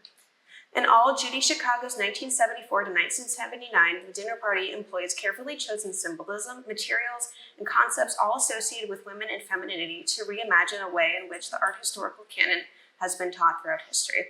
With over 1,000 names displayed in the dinner party stretching all throughout history, only a handful of these names are artists. Artemisia Gentileschi, Adelaide Labille-Guiard, and Georgia O'Keeffe are only 3 female artists in a world of thousands. Chicago's choice to pay homage to them in her work emphasizes the long road women have traveled in order to receive recognition, yet that journey is far from over. While Chicago is educating audience on significant female figures in history, she is simultaneously informing audiences that there is still much work to be done on the path to female liberation. Any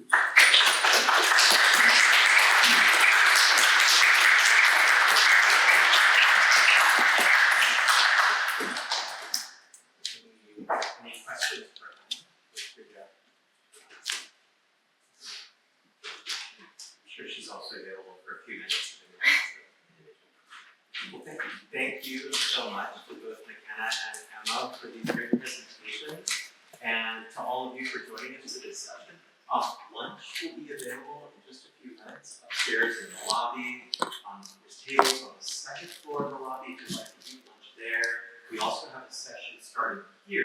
So I'm going to get started. We are expecting one more presenter, so perhaps they will come during some introductory remarks. This is the final session of the day, and my name is Erica Holscher. I am the session chair for this session. We're going to run it like we have earlier sessions, where we'll have all presenters present and take questions at the end.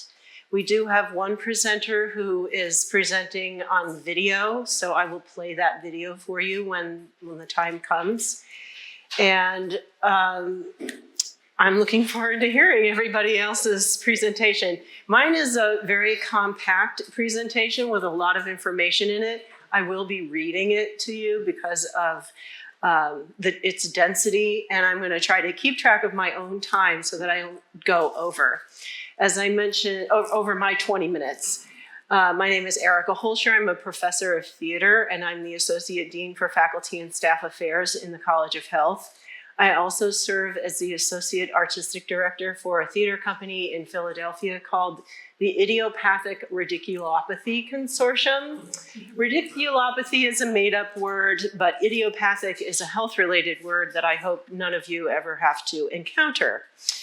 I have exhibited my work at the Jasper Community Arts Center in Indiana, here at LUAG, and I've completed over 125 designs at Lehigh and beyond.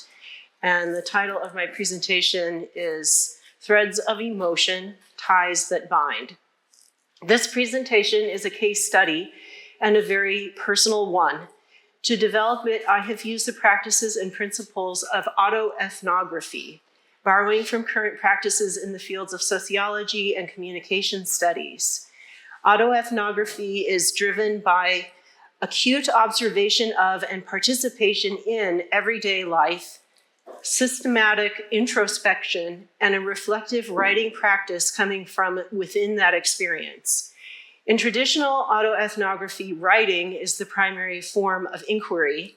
However, I have extended that framework to include my artistic practice. Within the autoethnographic system is the necessity for self-reflexivity, introspection, and storytelling to evoke the richness, nuances, and mysteries of human life known from within.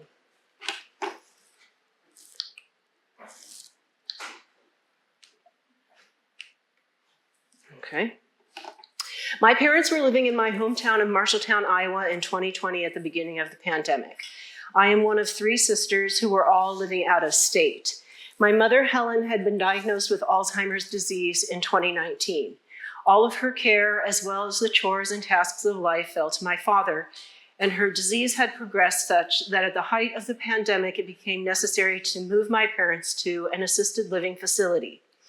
Just 3 weeks later, in August of 2020, my mother passed away. In the days following her funeral, my father opened up about their marriage and my mother's mental and emotional state throughout it. I have included his insights in this presentation.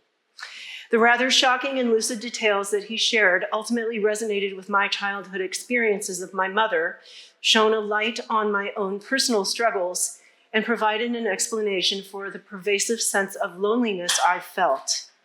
My father's honesty and openness were the greatest gift he could have possibly given me. He passed away in November 2021. While I'm still in the midst of my journey of grief and acceptance, what is clear to me is that through sharing her knowledge and skills in textile arts, my mother was able to connect with her daughters when other conduits failed her. In addition to our father's, this way. our father's revelations about our childhood, my sisters and I were bequeathed a rather remarkable number of family documents, photographs, memoirs, and writings passed down for generations. These binders, scrapbooks, boxes, albums, diaries, and loose documents form a family treasure trove of longing, lore, and loss. There are piles of mortgages for farmland lost during the Great Depression and never recovered, bank records, probate accounts, receipts, and letters.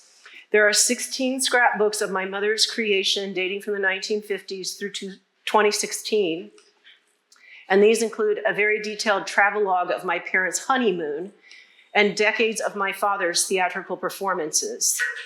There's genealogy compiled before the days of the internet through snail mail, clippings, mementos, and handwritten notes organized by my parents for our benefit, and all spurring long suppressed memories for me and my sisters. When initially confronting our lineage, my sisters and I did not use the term archive to refer to this family material. However, since then, I've come to recognize it as such. I'm grateful and honored that in the past several years, I've been introduced to the work of BIPOC creatives and theorists who have taught me about the concept and practice of building from a personal archive through an autoethnographic approach. These mentors include C. Phillips, who earned a Master's of Fine Arts in Fashion Studies from Parsons School of Design. Her thesis is an autoethnographic story of Black life in Stateway Gardens, a Chicago public housing project, using family photo albums as a primary source. I've also been edified by the work of Antoinette Alba, a Mexican-born, California-raised indigenous artist and scholar with a BA in photography, an MA in art history, and an MA in fashion studies. She taught me about the importance of preserving cultural legacies by documenting them or through oral preservation. And most recently, I've become acquainted with the poetry of Ramika Bingham-Risher, award-winning writer and educator. In her presentation, which was done through the Lehigh Library, Creating Your Own Archive, Bingham-Risher talks about her process of retracing her family history and how it was made manifest in her most recent book of poetry, Room Swept Home. While I do not claim to be a member of a marginalized community whose archive has been systematically destroyed and discounted, what I have learned from these women is that storytelling from an archive is a way of sharing knowledge, creating connections, and healing the feeling of erasure that can be overwhelming at times. My sisters and I are all artists. We struggled to make sense of what we had learned from our father and what we confronted in our family archive. While our mother had possessed innate skills with handcrafts of all sorts used to create beauty, she was often rigid and disapproving in her demeanor. Her relationships were restrained and limited, and so my sisters and I wholly embraced those early art lessons at her knee as a fundamental form of emotional exchange, substituting for more engaged mother-daughter relationships. All of us would ultimately pursue artistic careers. As artists and friends, we decided to translate our family legacy into an exhibition we titled Lineage, exploring both the tangible and intangible materials in our inheritance. After the deaths of both of our parents, we had lost a vital connection to the past. Can we recreate that bridge? Back to my mother's story. At the age of 17, my maternal grandmother, Anna Marie Gerke, married Jacob Schwartz, a man nearly twice her age. They lived on a barely arable farm outside of Boonville, Missouri, with Jacob Schwartz's mother and siblings, including his brother Joe, who remained a member of my mother's family until his death. My mother was born and raised in the farmhouse, which was a very basic wooden edifice with no electricity or indoor bathroom. The attic area where the men slept was unheated. My father shared with me that the Schwartz and Gerke families were looked down on in the small insular community of Boonville. Even though everyone was dirt poor, they were poorer. They were not gregarious, they rarely went to town, and they had low social standing in every way. My parents met when my father, Laverne, who was teaching at a military academy in Boonville, had the lead role in a production of Oklahoma, and my mother was in the chorus. They married in 1960 and moved to Iowa, where my father taught high school for 35 years. During our talks after my mother's death, my father shared that shortly after their marriage, my mother, quote, developed a mental situation and had a level of resentment toward me. A whole new personality came out, which I did not recognize, even though I still loved her deeply. She was of two minds. Sometimes she was kind and gentle, but she was also angry and harsh. It was on and off throughout the marriage, yet I always loved your mother, even though she made it hard to love her sometimes, unquote. My father stated that it was perplexing and confusing to live with these changes, and even although he was a Catholic, he had considered divorce, but he decided to stick it out, and indeed they were married for over 60 years. My father had endured his own deprivation and abuse in childhood. This portrait of his mother's family was one that I interpreted for the exhibition Lineage. This photo is attributed to Purdy Studio in Wells, Minnesota, where my great-grandfather James and great-grandmother Bertha lived. The photo is mentioned in a letter that Bertha wrote to James's sister in 1918, where she said, quote, I'm glad you like the photo. I don't think it is so bad considering the bunch there is on it.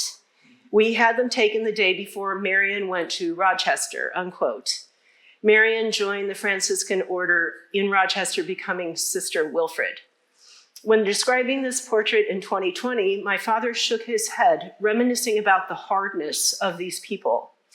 My father's memoir describes the experiences growing up in a multi-generational extended family household and the abuse suffered at the hands of his mother, Loretta, and his aunt, Lucy.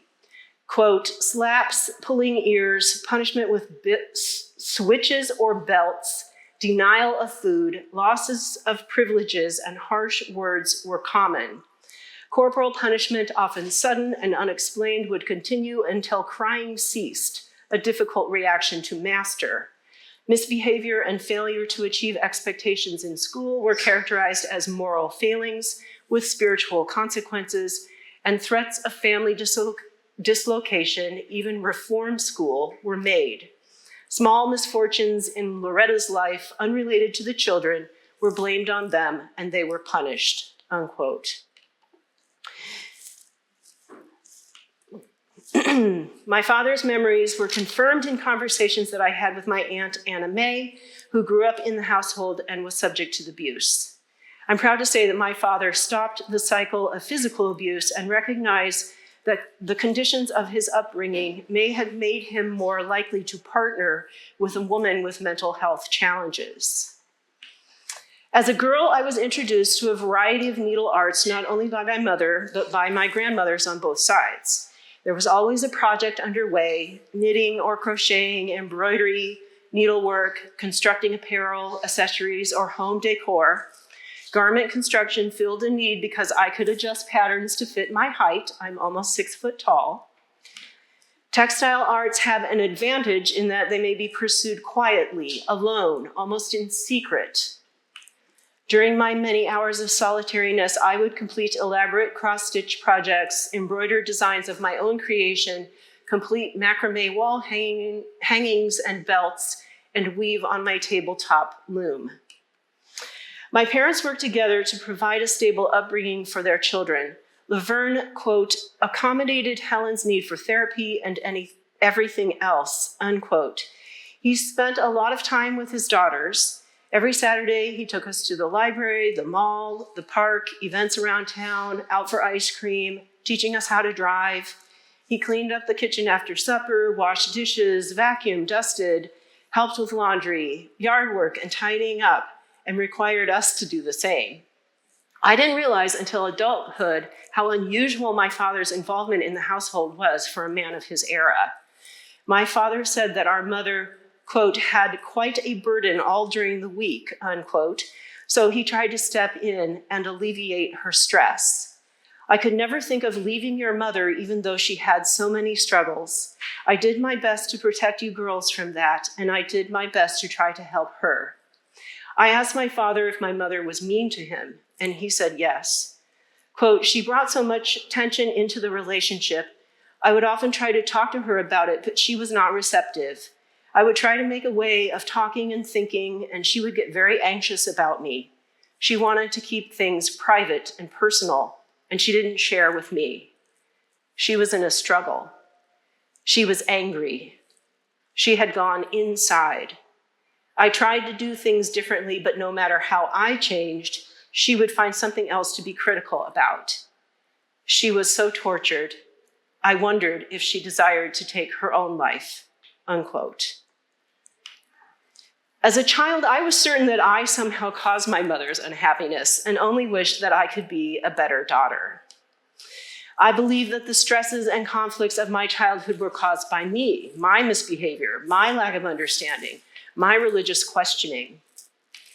After my mother's death, I learned about the effects of childhood emotional neglect, which in 1958, Robert Mulford of the Massachusetts Society for the Prevention of Cruelty to Children defined as, quote, the deprivation suffered by children when their parents do not provide opportunities for the normal experiences, producing feelings of being loved, wanted, secure, and worthy, unquote. Recognizing and diagnosing emotional neglect is challenging due to the fact that it is the absence of something rather than its presence. However, today, there are many high-profile social workers and psychologists bringing childhood emotional neglect to the forefront.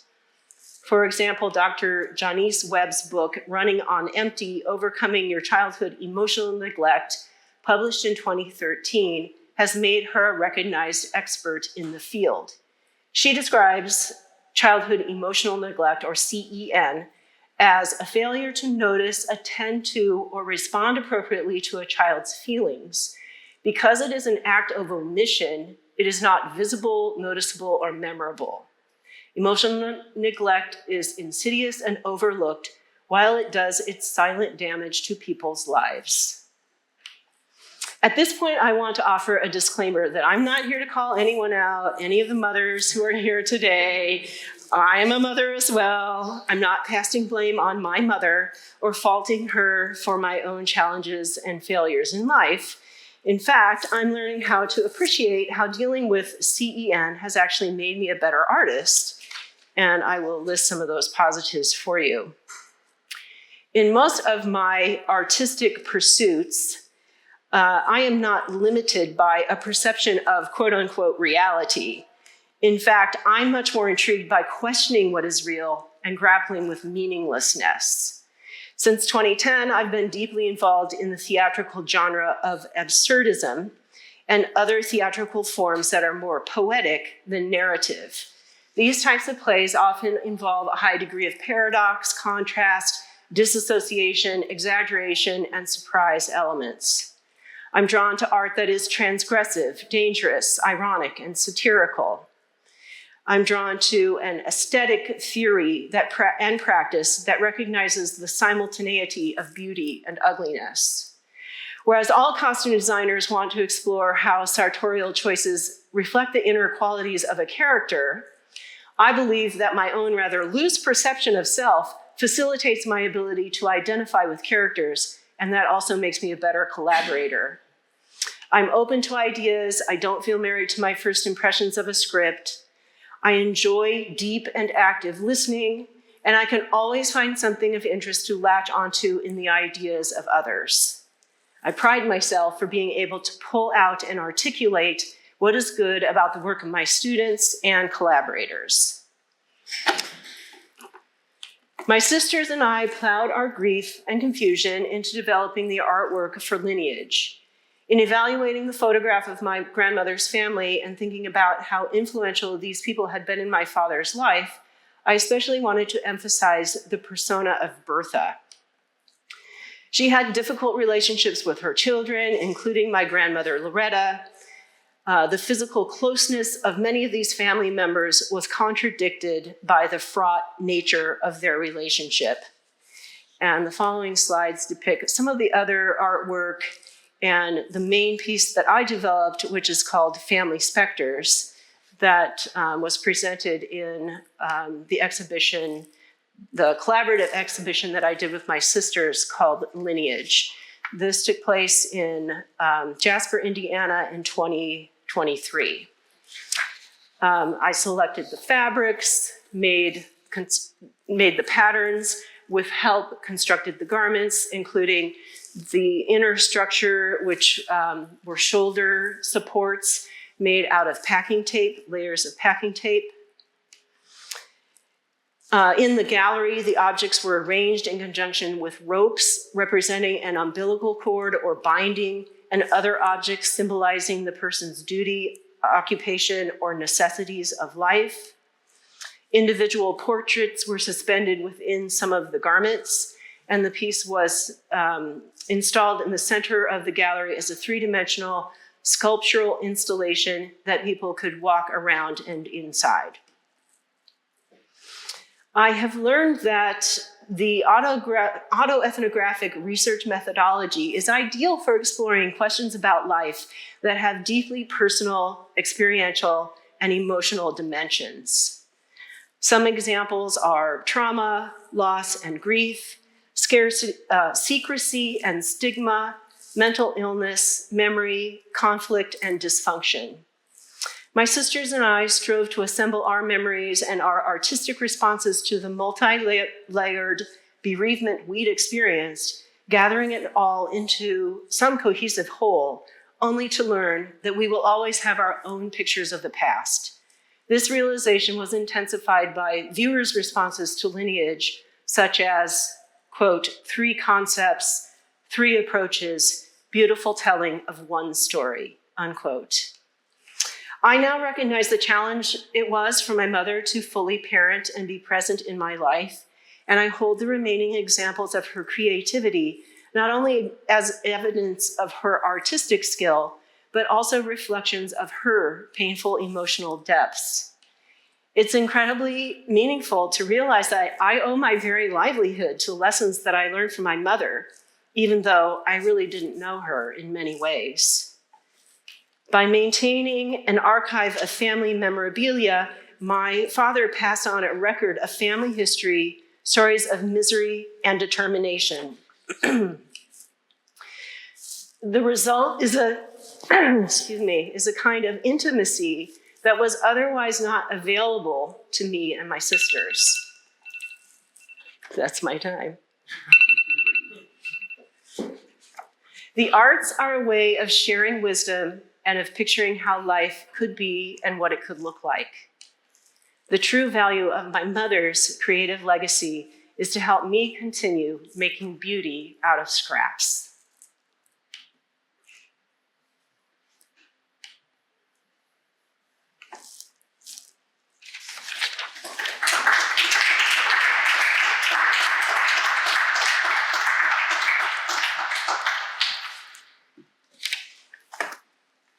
Now we're going to have a video presentation.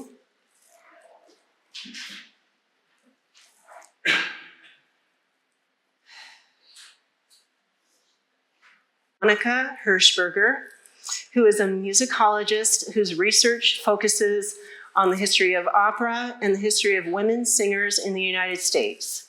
She earned her PhD from Harvard University in 2017. Her first book, Women in American Operas of the 1950s, Undoing Gendered Archetypes, was published by the University of Rochester Press in 2023. Monica is on the board for the board of the Society for American Music, which is meeting in Tacoma, Washington this week, so she has to make a video presentation.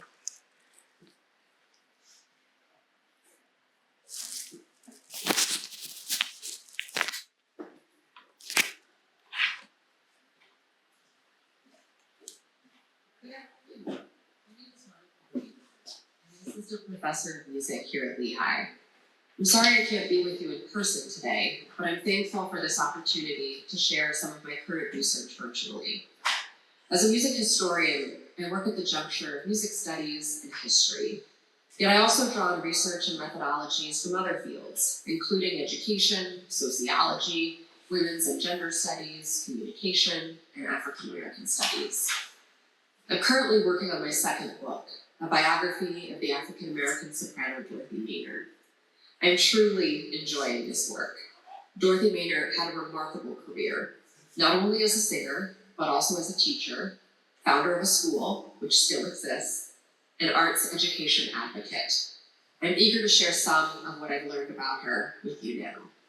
Belle Belle Vie, what a beautiful life, the title heroine sings as she nears the conclusion of Depuis le jour, the best-known aria from Gustave Charpentier's opera Louise.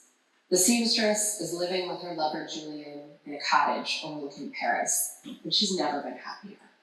On Sunday, May 21st, 1933, Miss Dorothy Maynard concluded the third set of her senior recital at the Hampton Institute with Depuis le jour. Years later, after the soprano had changed the spelling of her last name, Depuis le jour would be her signature song. When she sang it as an encore at her 1939 New York Town Hall debut, reporter Mary Elizabeth Plummer explained that, quote, the crowd wouldn't leave. Finally, the curtains closed and the house lights came on, end quote. Depuis le jour suited Maynard's voice beautifully. According to music critic Peter G. Davis, the aria, quote, brought out all the shimmering radiance and floating tones of her top register. In her 1990 book, And So I Sing, African-American Divas of Opera and Concert, Rosalind M. Story noted that Depuis le jour became so associated with Maynard that over the course of her career, quote, she strategically scheduled the number at the end of her groups of encores. This way, Story explained, quote, her admirers could leave the concert hall with the memory of Maynard's finely spun phrasing of the tour de force still fresh in their minds, end quote. When Maynard recorded Depuis le jour with Eugene Ormandy and the Philadelphia Orchestra in 1940, RCA Red Seal captured the shimmering radiance and finely spun phrasing that Davis and Story described.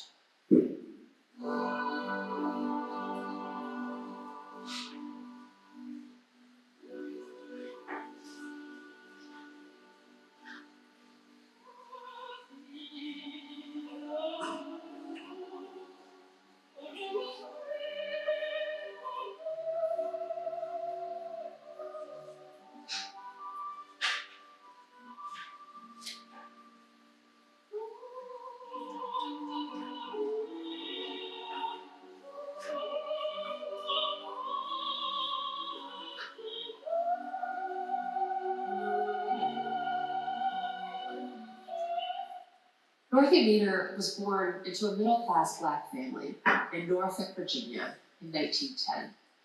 At age 14, she began studying home economics in the preparatory division of the Hampton Normal and Agricultural Institute, about 15 miles north of Norfolk. The plan was for her to become a home economics teacher. Yet when R. Nathaniel Dett, a composer and choral director employed at Hampton, heard her voice, he convinced Maynard's father to allow her to change her major from home economics to music. Maynard earned a Bachelor of Science degree in music from Hampton in 1933. She immediately moved on to Westminster Choir College in Princeton, New Jersey, where she earned a Bachelor of Arts degree just 2 years later. In the summer of 1939, she attended Tanglewood, where she sang privately for Boston Symphony Orchestra conductor Serge Kusevitsky, who reportedly proclaimed that her voice was, quote, a miracle and a musical revelation that the world must hear, end quote. Maynard went on to sing at venues such as Carnegie Hall and Constitution Hall. In 1953, she sang the national anthem at the inauguration of US President Dwight D. Eisenhower. It must have been rather spectacular to see and hear a Black woman on this political stage on the eve of the civil rights movement in the United States. The national anthem will be sung by Mrs. Dorothy Maynard.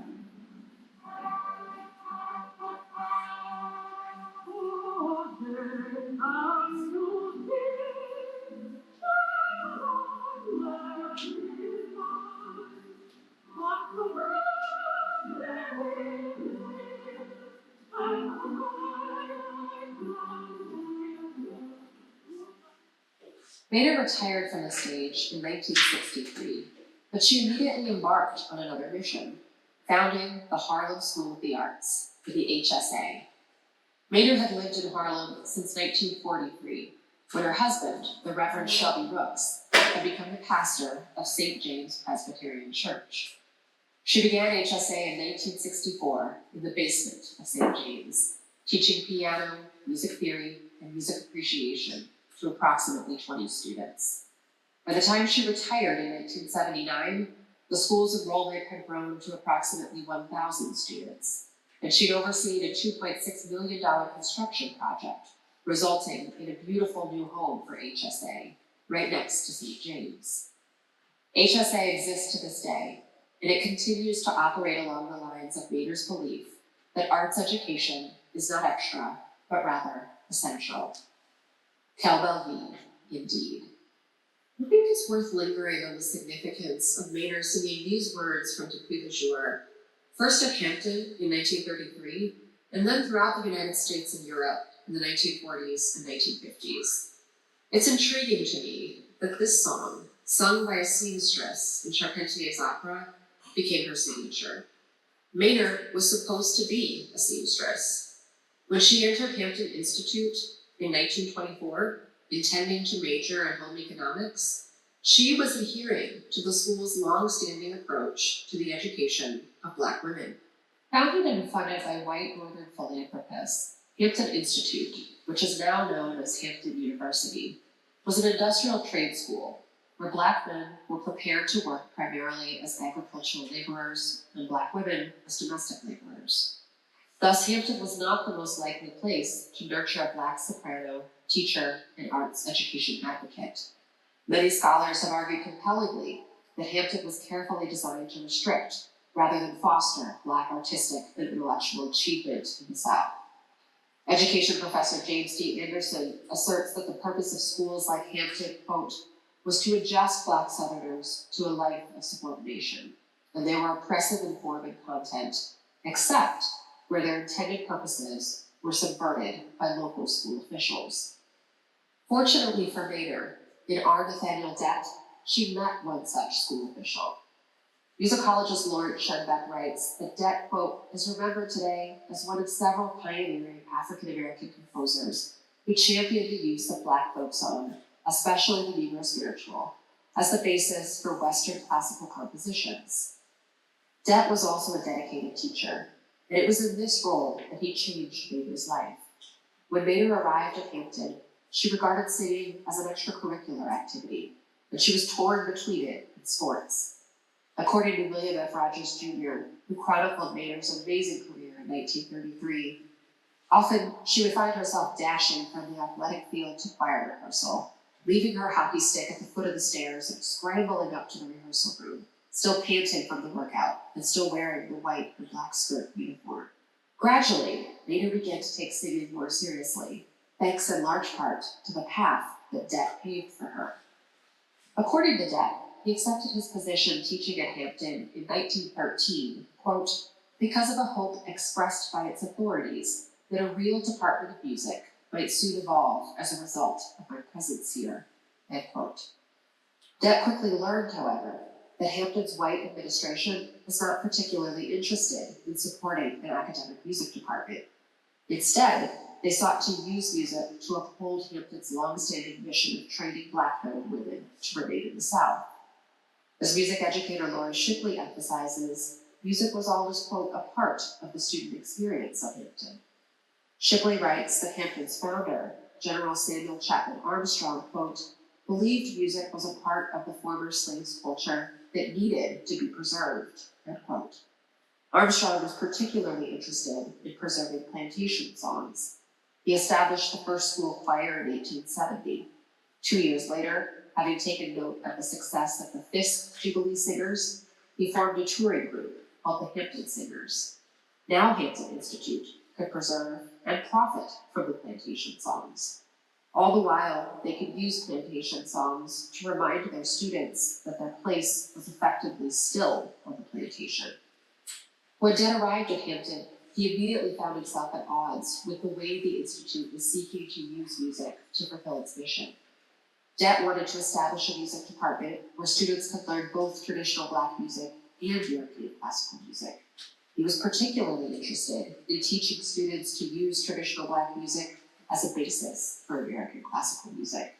And as a result, he was critical of the notion of only preserving Black music in what he and his contemporaries called its quote-unquote primitive form. In his 1919 report of the music department, Dett also pointed out that many of his students objected to singing plantation songs, in large part because they believed they were being made to sing the songs, quote, because white people like them, end quote. During Dett's tenure at Hampton, students sang less and less from the traditional plantation repertoire.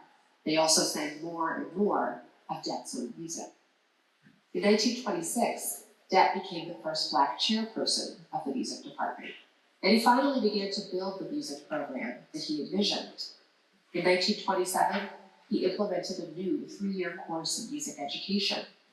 As Schenbeck points out, by the end of the decade, quote, Hampton had a functioning school of music. Still, Dett paid a price for his efforts to transform music at Hampton. In 1931, President Arthur Howe, the son-in-law of Hampton founder, asked for Dett's resignation. Explanations at the time were vague and the subject of much gossip, but historian John Michael Spencer suggests that Dett was ultimately punished for refusing to stay in his place. That Dett's resignation was requested about a year before he could have retired with benefits, and that this dismissal was occurring when the country was in an economic depression and finding a job made it difficult, suggests a certain perniciousness to the handling of the whole matter. Schenbeck points out that a few years after Howe asked for Dett's resignation, the School of Music and the music major itself, although not the public school music curriculum for teacher training, were eliminated. Dorothy Maynard was lucky to have studied at Hampton when she did. Had she arrived a little earlier or a little later, she would not have had access to a music performance degree. I want to return now to the program that Maynard sang at her senior recital at Hampton in 1933, 2 years after Dett's forced departure from the school. Maynard closed her program with a set of 4 arranged spirituals: Swing Low, Sweet Chariot, arranged by Harry T. Gurley; Bear the Burden, arranged by Clarence Cameron White; Sit Down, Servant, Sit Down, by Dett; and Wade in the Water, arranged by Gurley. Sit Down, Servant, Sit Down is a conspicuous member of the set because it's not clearly based on a traditional spiritual. To my knowledge, Sit Down, Servant, Sit Down has never been professionally recorded, not by Maynard nor by anyone else.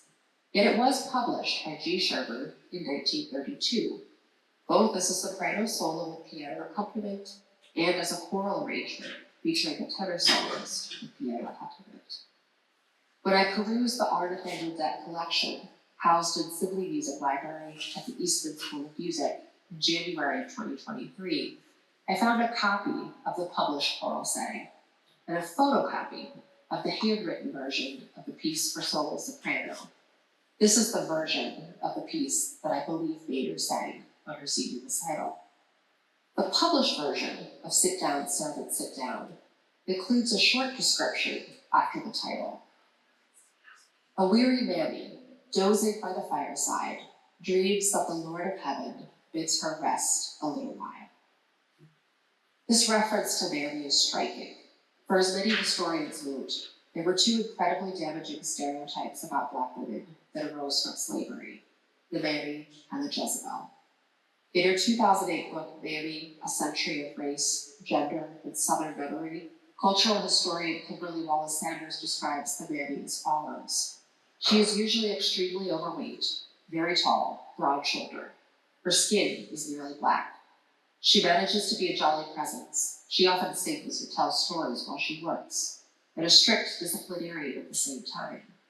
First a slave, then as a free woman, the mammy is largely associated with the care of white children. Her clothes are typical of a domestic, headscarf and apron, but she is especially attracted to brightly colored, elaborately tied scarves. Mammy speaks the ungrammatical plantation dialect made famous in the 1890s. Initially, I was a little surprised to see Dett referring to Mammy, and I wondered if G. Sherman, his publisher, had supplied the epigraph. Yet when I visited the Hampton University archives in December of 2023, I found what appears to be the original manuscript. clearly written in Det's hand, including the epigraph. Interestingly, Det's reference to Mammy appears in quotation marks, perhaps suggesting that he was seeking to take on the long-standing stereotype, just as he took on Hampton's long-standing mission. Indeed, the Mammy that Det depicts in Sit Down, Servant, Sit Down challenges the stereotype that Wallace Sanders describes in such detail. Det begins Sit Down, Servant, Sit Down with a dignified introduction of the piano, featuring commanding syncopations. The soloist then offers an invitation: sit down, servant, sit down, 3 times, before adding another invitation: sit down, rest a little while. A little later, they add another line: I know you're tired, sit down. And finally, I too was tired. Throughout Sit Down, Servant, Sit Down, the soloist represents the Lord speaking to his servant. And in this case, the word servant has a double meaning, for Det's servant is a Mammy. The Lord invites her to rest, to lay down not her sins, but the sins of her employers, previously her owners. Thus, Det's Mammy does not adhere to the oppressive stereotype. Instead, Det's Mammy subverts it. Before joining the faculty here in the fall of 2023, I taught at SUNY Geneseo, and one of my students there, Hannah Brewer, generously learned and recorded this piece in the spring of 2023. You can hear a little bit of Hannah singing it now.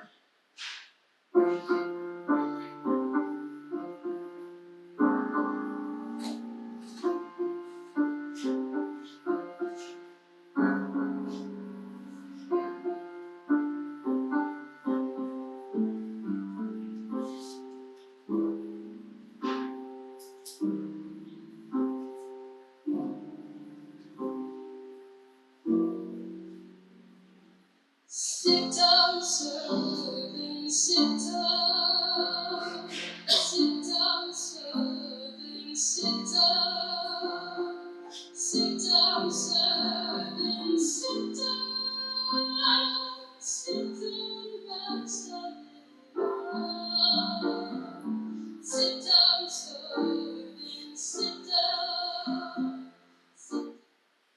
In 1911, 2 years before Det began teaching at Hampton, a proposal for a school called the Black Mammy Memorial Institute was circulated in Athens, Georgia. As Kimberly Wallace Sanders explains, the Institute's supporters believed the school would serve multiple purposes. It would honor the African American slave women who served as surrogate mothers and faithful slaves. It would rectify the shortage of domestic servants caused by Black migration to the North. And finally, it could reproduce the Mammy's best qualities in the next generation of African Americans. Wallace Sanders notes that rudimentary architectural plans were drawn up, yet inexplicably, the school was never built. I would argue that to a certain extent, the school already existed at Hampton, at Tuskegee, and at other industrial trade schools founded in the image. This was what Det sought to subvert in the nearly 2 decades that he spent at Hampton. This was what I believe he taught Maynard to subvert. And in a beautiful turn of events, Maynard, just like Charpentier's seamstress Louise, continued to sew all her life. But she did not remain in the South, and she did not use her knowledge to teach other Black women to work in the homes of Southern white families. Instead, she used her knowledge to sew the gowns she wore on stage. She concertized throughout the United States and Europe.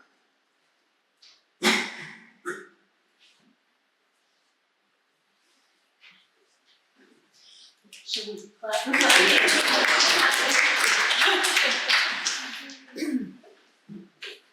Of journalism and communication. She earned her doctorate in mass communications at Penn State University. With an interdisciplinary approach, her research focuses on the psychological and social effects of communication technology, ranging from social media to artificial intelligence. She has developed and teaches the data journalism curriculum with an emphasis on the role of technology in reshaping the landscape of journalism and transforming readership.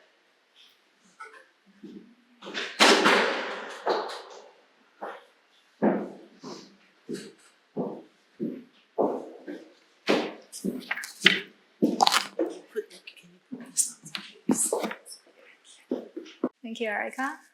Thank you, everyone, for being here. A little background of me. I attended the School of Physics at Peking University in China, had a Bachelor's of Science degree in meteorology. And then for my PhD training, I was a quantitative experimental scholar. So that is to say, numbers are my language. So I was super excited when I came to Lehigh 8 years ago through the DataX initiative to come and develop the curriculum on data journalism. Because in my own research, I look at how data really give people the factual information that is very needed when we, living in an era of polarization, right? I was very enthusiastic about showing people the numbers, the statistics, and inform the society. And I know from my own research that data has always been part of journalism, because when you talk about disasters or weather, right, it's always been part of the reporting. But I came here to teach my first class, and I instantly encountered resistance. My students came to me after class and said, I became a journalism major so that I don't have to deal with math. I have math anxiety. I'm really bad with numbers. Help me out. What do I do? Right? And I wasn't very prepared for that, because when you think about data journalism, and this is the model that Knight Foundation provided to educators, to people who are interested in this, and they're saying, what we're going to train is the next generation of journalists who are really big thinkers and storytellers, and we're going to teach them how they can do the analysis, how they can do computational work. As long as they have the data skills, are good to go. They are journalism 2.0, right? But that does not help my students because they're terrified. They don't know how to work with data. And I remember during the pandemic, we saw this very simple but elegant chart, right? It's just 2 lines. It's not complicated, but it very succinctly show you preventive measures that could save lives, right? And we talk about how data storytelling can manifest, right? It does not always have to be complex data reporting. In fact, if you do that, the audience would not comprehend, right? If my students who have a college degree does not understand those numbers, I think the general public would not pay attention to it to begin with. So that's when I started to think about my approach, right? How I can help my students to feel like they're competent and they're able, right? At the same time to empower them to tell stories with data. That's when I started to reconceptualize how I teach my class and how I think about data storytelling. And I gravitated towards art because it's not that hard to find examples where you combine arts and data together. So I tried to change the framework that I wanted to adopt from the Knight Foundation. Instead of just data and story, let's say, what about we include visualization? Because we all know our vision is our biggest bandwidth, right? Don't quote me, I could be completely wrong. I think more than 80% of our information we consume on a daily basis is through our eyes, right? So seeing something makes it really easy or easier to comprehend the information behind it. With that thinking in my mind, I started to kind of try to collect, exemplary data stories that really use visualization or other art forms to help tell stories about data. And I have some examples that I would like to share, and those are also examples I teach in my class as well. This is a award-winning piece by the Wall Street Journal that look at Hamilton and why it becomes a sensational musical success. So let me jump out of my presentation for a little bit to show you their actual work. here we go. I hope it loads. Anyways, if I can show you, it should be right here. They developed their own algorithms to really kind of show the different rhythms and musical notes in a very visual way. They are color coded. They are aligned in really interesting format. Again, it's not cooperating. Let me reload and see if it improves. Probably not. But I remember showing this to my students and they were surprised. Never thought about like music being, a part of data visualization, right? And this particular project at the very end give you a tool to kind of come up with your own like music notes and your own rhythms and see how that works and how you compare that to contemporary music genres, which is really fascinating for my students to see. Unfortunately, I cannot really show you guys right now. But there are other examples, for example, how we can show language patterns. Here's another one that shows, different languages used in different regions in New York City. Of course, it's a beautiful visual presentation, but behind the visualization, it shows, the complex and diverse cultures we have, in New York City, and tells a story about US being a country of immigrants.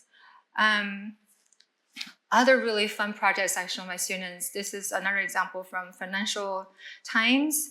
They did an interactive game to tell how difficult it is to survive as an Uber driver. And I play this game with my students, and you have to make decisions in terms of do you start driving at 5 a.m.? Do you, run after a price surge? Do you go back home to your kid who needs your help with his homework?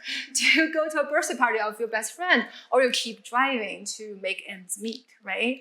I think especially for our students at Lehigh, who a lot of them come from a background of privilege, this was eye-opening to them because they never felt like they were in these people's shoes, trying to understand, how that life really looks like.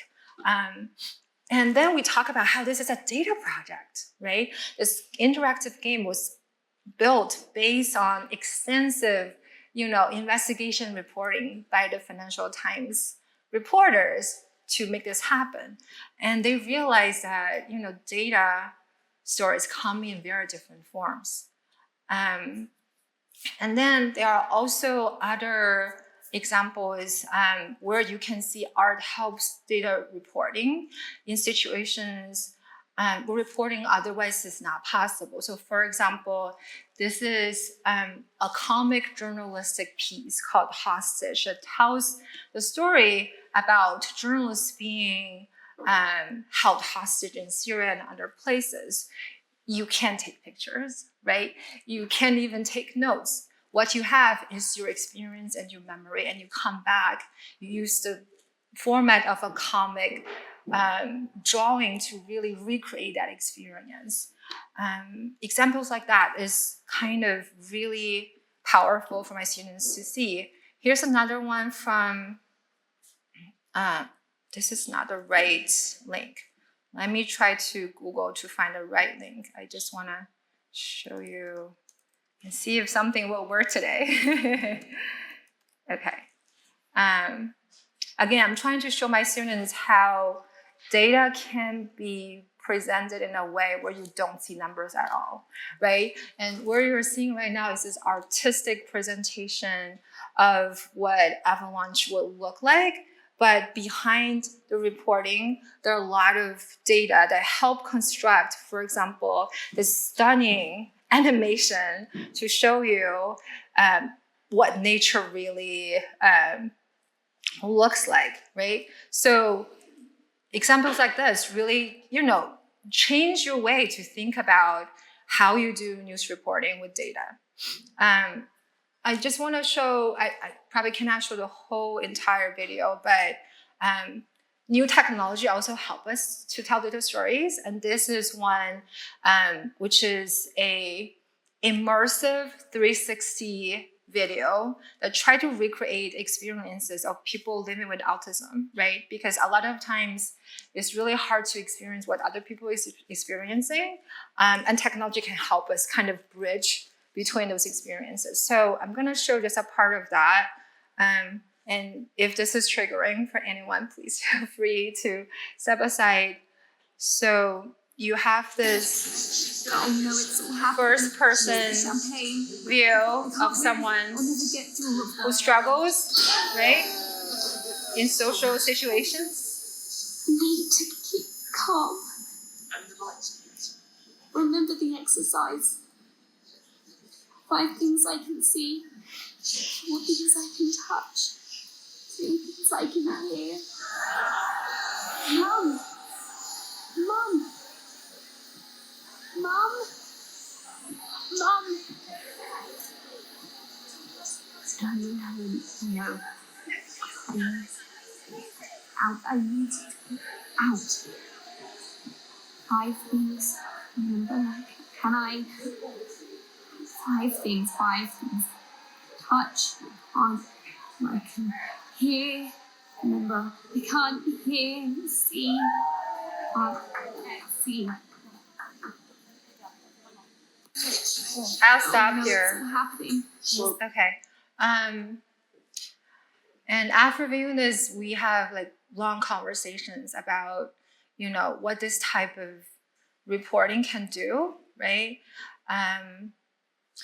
Many of my students talk about how the media technology allows us to sort of being immersed in an experience like that and seeing that experience visually, the struggles kind of become visible and vivid, and they think is, a really useful way to kind of recreate an experience. And I showed other examples. There are some examples of using virtual reality to recreate living experience in a war zone, right? It's really hard to teach about these things because our students feel very difficult to go through some of the examples that I have for them, but they also recognize how that really builds a sense of empathy, right?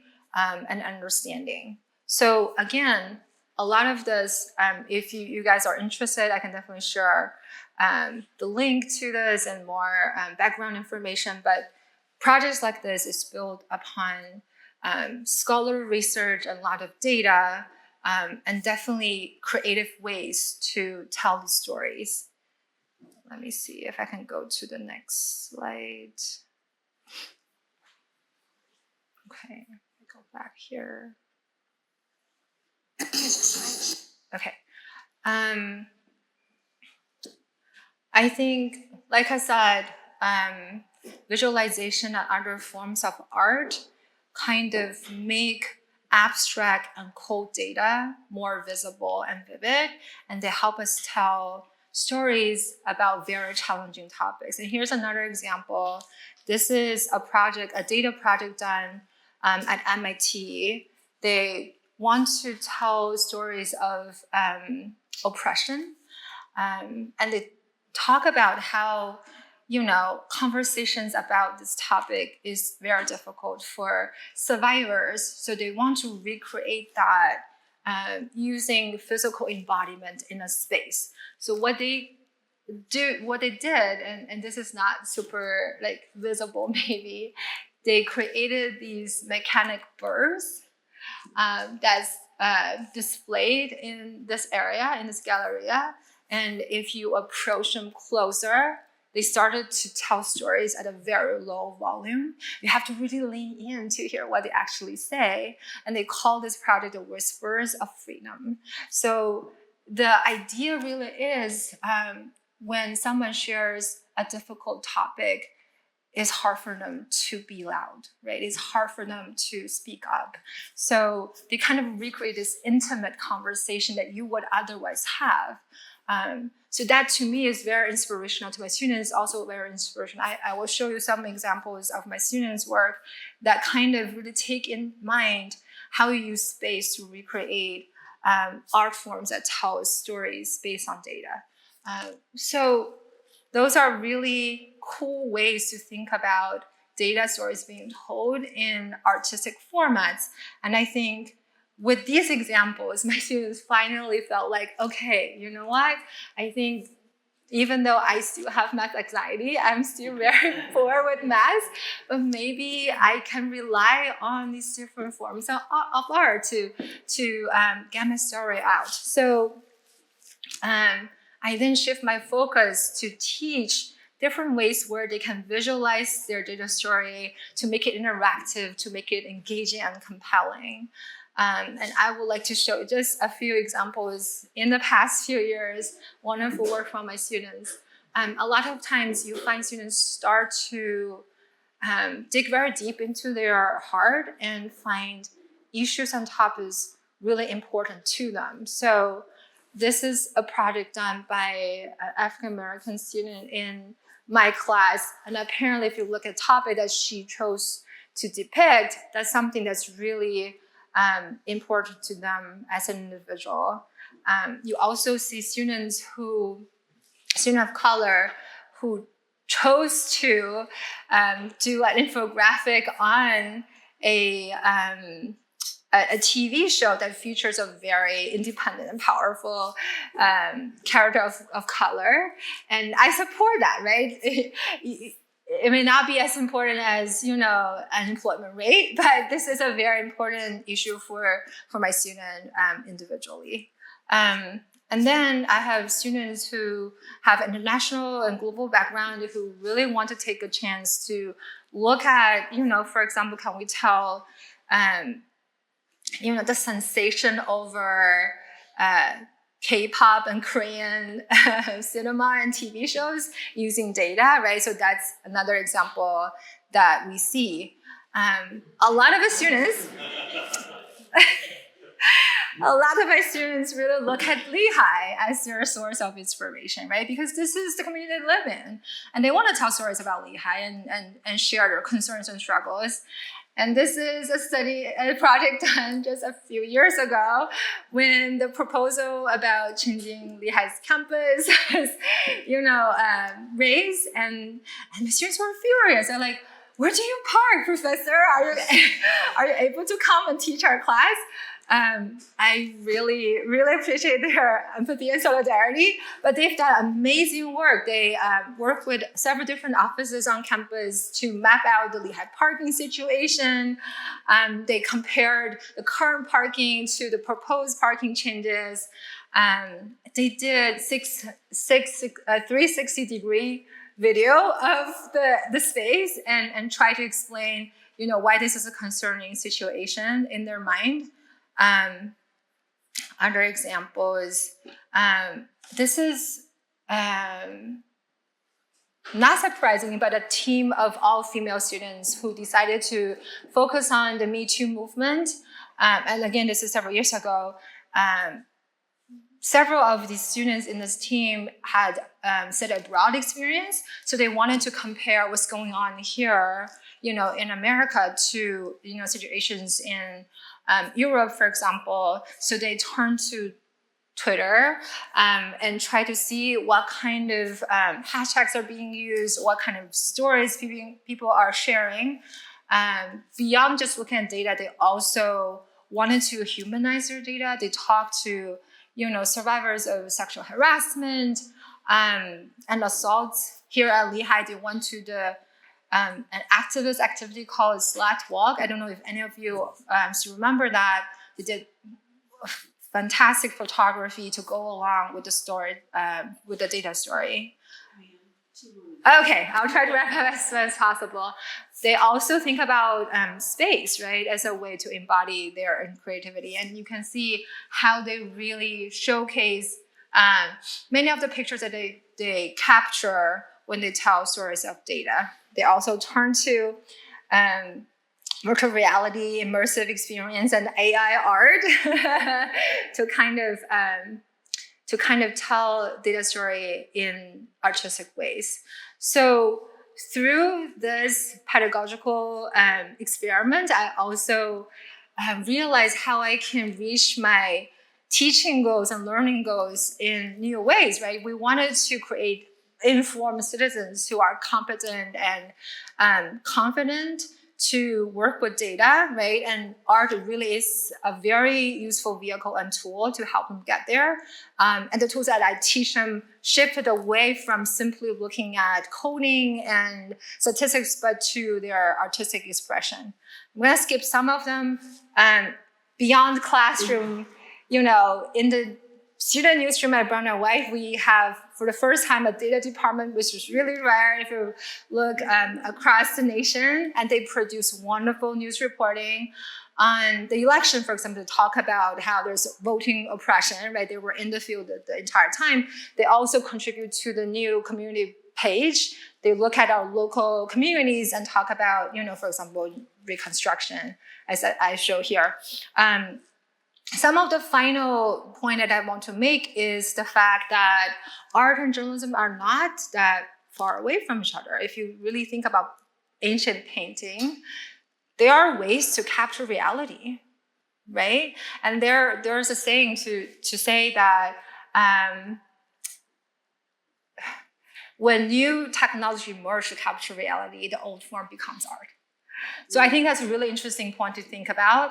But media historians told us the true convergence of art and journalism came around the French Revolution, right? When you are compelled to find ways to capture reality through satire and politics, you then see, for example, comic journalists, you also see poetry as a format of journalism. Some people call it verse journalism. Some people call it investigative poetry. But you also see other art forms like exhibitions and things like that. That is a marriage of art and journalism. And this is inspirational to me to think about when truth sets itself into work, beauty appears. I also learned from the experience. Like I said, I'm a quantitative researcher, but I started to look at, social media imagery as a way to make sense of people's experiences and use imagery as the data for my own research. I was on the upper stairs and saw our own faculty. I hope they don't mind me showing their work, but if you have time to just look at the first floor, our colleagues in, the AAD department also is doing very similar things from the other end, looking at data as a source for their own art and design creativity. That's all. Thank you.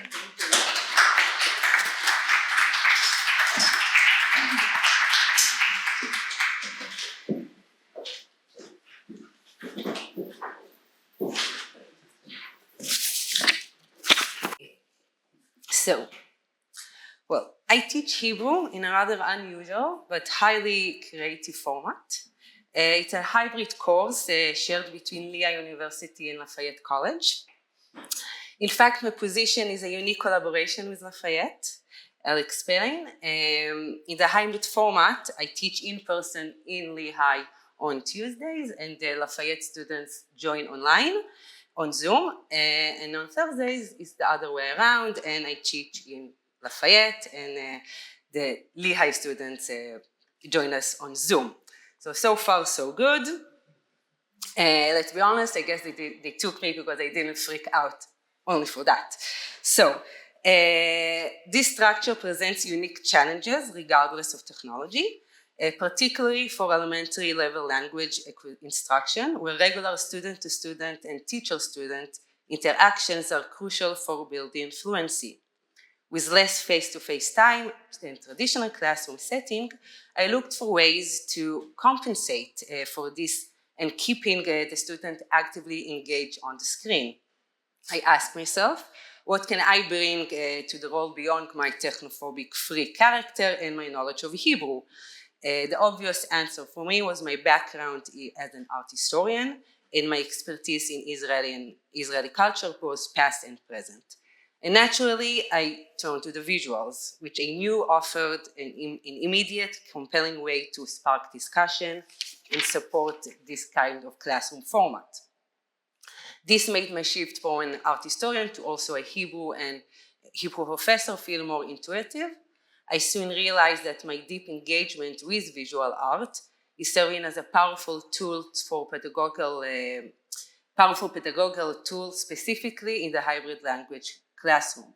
So just before I continue, so this is this semester classroom is very small, but in the last semester I had 7 students in Lehigh and another 3 students in Lafayette, and that's how we study together.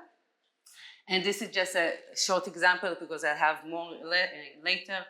It's a reference, of course it's the Hebrew version of Robert Indiana's Love sculpture. It's from Jerusalem, so students from the beginning can do the reference between and understand this is love. It's also one of the basic alphabet, so a first example of how I approach this. Indeed, when I first began teaching Hebrew at Lehigh, I approached the role not as a second language acquisition expert, nor as an experienced Hebrew instructor, but as an art historian. My background in visual culture naturally shaped the way I thought about language learning when asked to do so, applying for the job. This talk presents my experience incorporating contemporary artwork into elementary and intermediate Hebrew instruction, demonstrating how visual art enhances engagement and language production, particularly in remote and hybrid classrooms.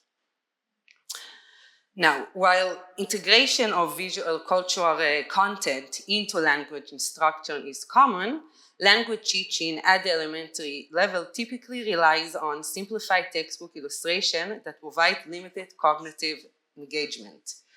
Visual culture, on the other hand, includes advertisements, new photography, and street signs can help contextualize Hebrew in real-time settings. This is an ad for the Open University of Israel, and this is for a student festival in Tel Aviv University, and through that I teach them about the verb to study and university and student and so on. But contemporary art offers something different. It invites a deeper observation, personal interpretation, and curiosity. These qualities are not just beneficial for cultural learning, but are also critical for language acquisition. Research in second language learning suggests that emotionally resonant and cognitively stimulating images aid memory retention, comprehension, and verbal expression. My approach intuitively built on this principle, using contemporary artwork as a means to spark discussion, encourage students to articulate ideas in Hebrew, and develop interpretive skills alongside linguistic proficiency. And again, a short, the difference between just visual culture. This is, I don't know if you know this show, Cake or Not Cake. Anyone heard about that? Yeah. So that's Cake or Not Cake in Hebrew. So the vocabulary cake. But this is an artwork that really fostered a much more deeper engagement about what is a table, what's not a table, constitute, and what is this, and new verbs, and all of this in Hebrew as much as we can. So in this talk, I will outline the theoretical foundations of this approach to contextualize it in research. I will then share examples from my classroom, illustrating how visual art has enabled me to engage students in learning Hebrew through the Zoom screen. The artworks are incorporated are not just supplemental cultural materials, they serve as a linguistic catalyzer, promoting students to describe, analyze, and narrate in ways that foster meaningful language use. While my observations are drawn from my personal teaching experience, I believe there is a significant potential for further research in this area. This presentation is also an invitation to explore interdisciplinary collaborations, bridging language pedagogy, visual studies, and cognitive science to enhance second language hybrid learning through art. So, Why visual art in the hybrid classroom? So, a well-established principle in second language acquisition is that learners process information more effectively when both verbal and visual channels are engaged. The dual coding theory provides the foundation rationale for the using of visual art in language classroom, arguing that human brain stores information in two ways, verbal and visual. By pairing language input with visual imagery, learners create dual memory traces, making vocabulary and concepts more memorable and retrievable. But beyond memory benefits, visual art lowers anxiety and increases motivation, two key factors in the affective filter hypothesis. These researchers suggest that learners acquire language more effectively when they are relaxed and engaged. Research say that art serves a low-state conversational entry point into the language classroom.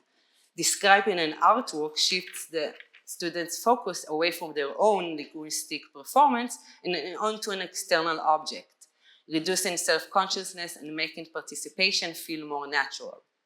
Studies in language classrooms show that adolescents hesitate to speak in second language are far more willing to participate when discussing an artwork rather than responding to direct language prompts.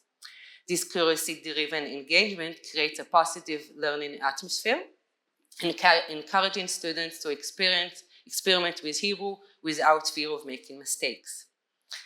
Additionally, the multiple intelligence theory suggests that some learners thrive through visual spatial reasoning rather than traditional verbal and textual instructions. Art taps into this alternative learning pathway, allowing students to process Hebrew through images before they even verbalize responses. By interpreting, analyzing, and discussing images, students build the same cognitive and linguistic skills necessary for fluency and narrative development. These are all especially relevant in a hybrid learning environment where reduced amount of face-to-face interaction means that classroom materials must do more work in reinforcing retention and engagement.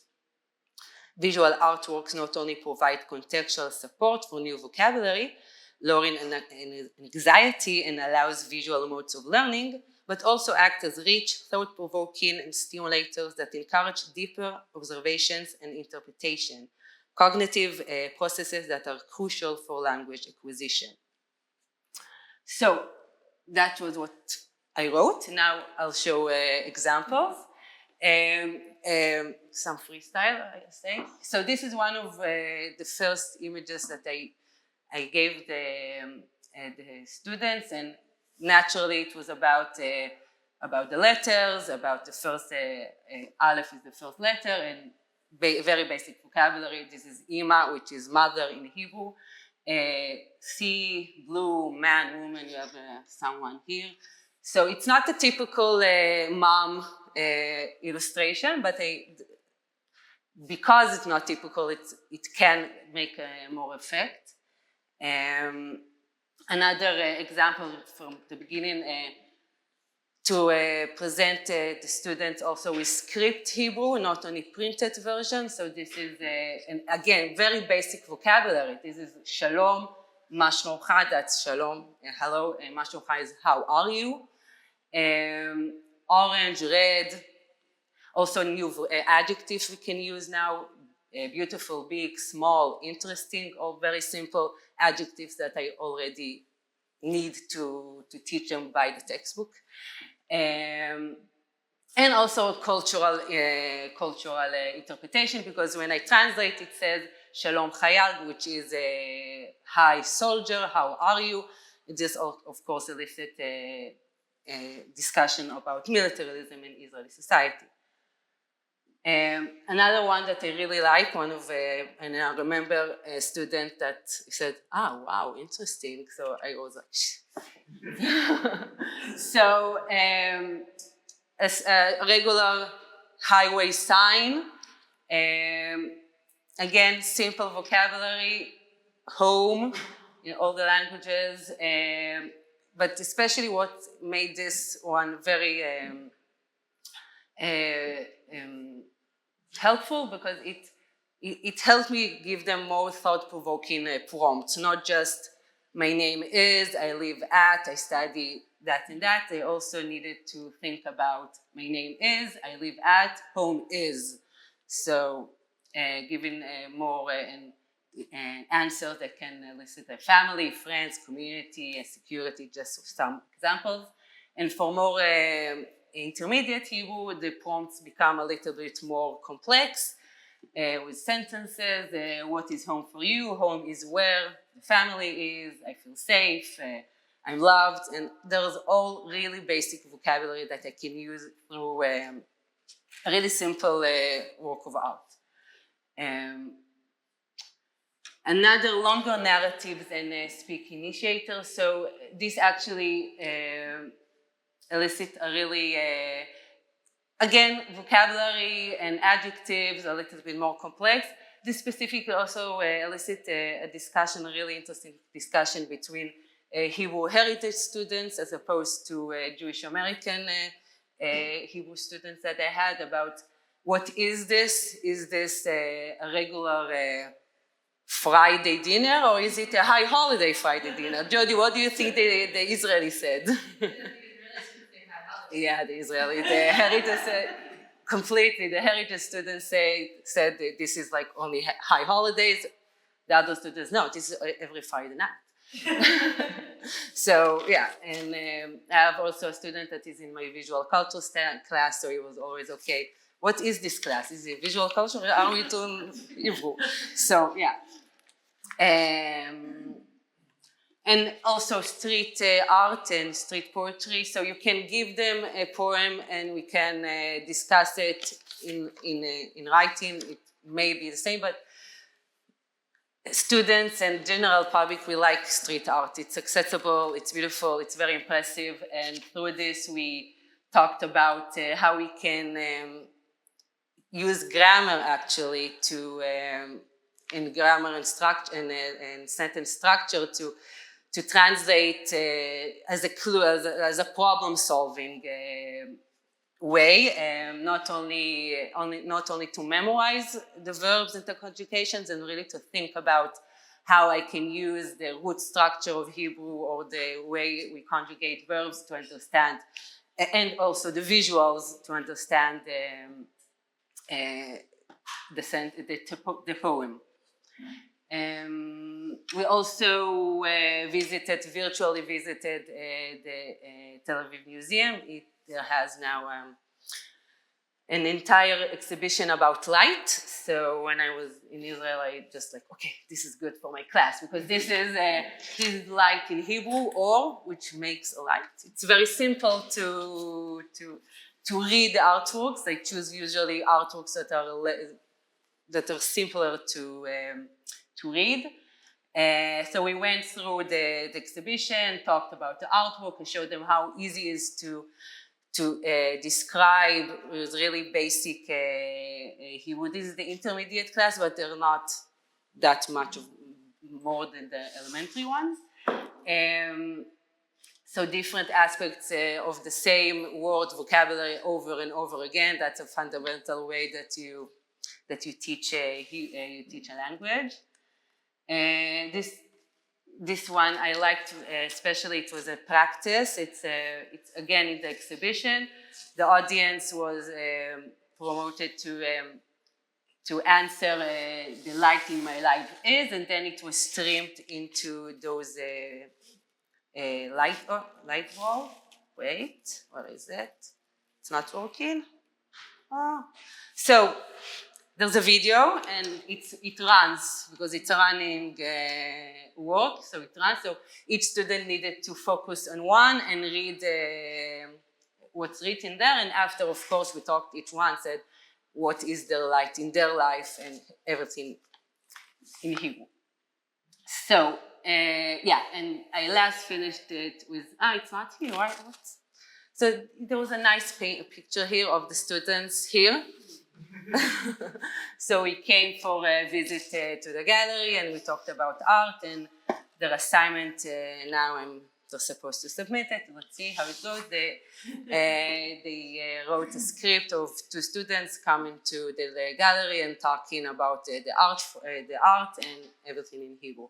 And actually, because it's the intermediate class, and I have also Hebrew heritage students, so I encourage them. I broke them to couples to use the speaker ones that they don't know how to write, and their reading is not that good, but they have the vocabulary. So by pairing them with the lower Hebrew speakers, they manage to have a nice script. I'll see how it goes.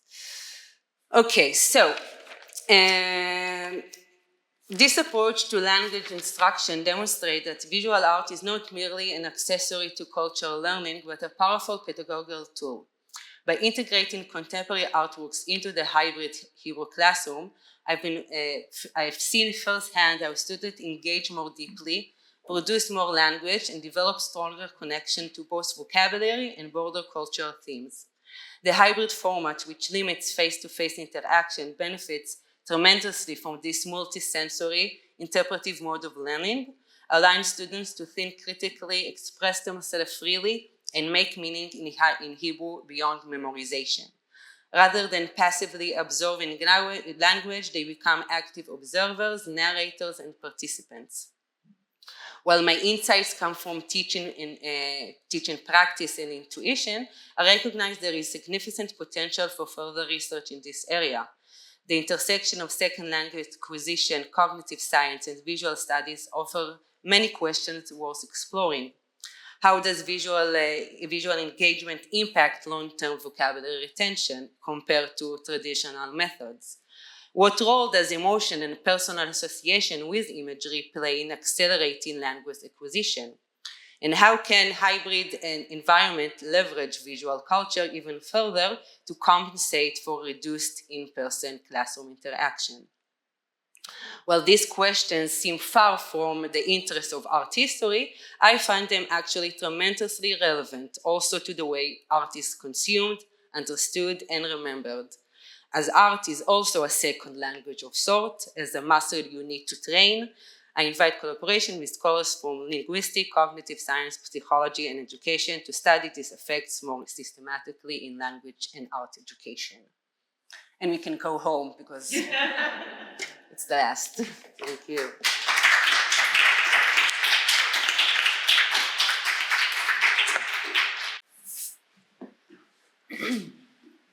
Fantastic panel, loved it. I had a question for you.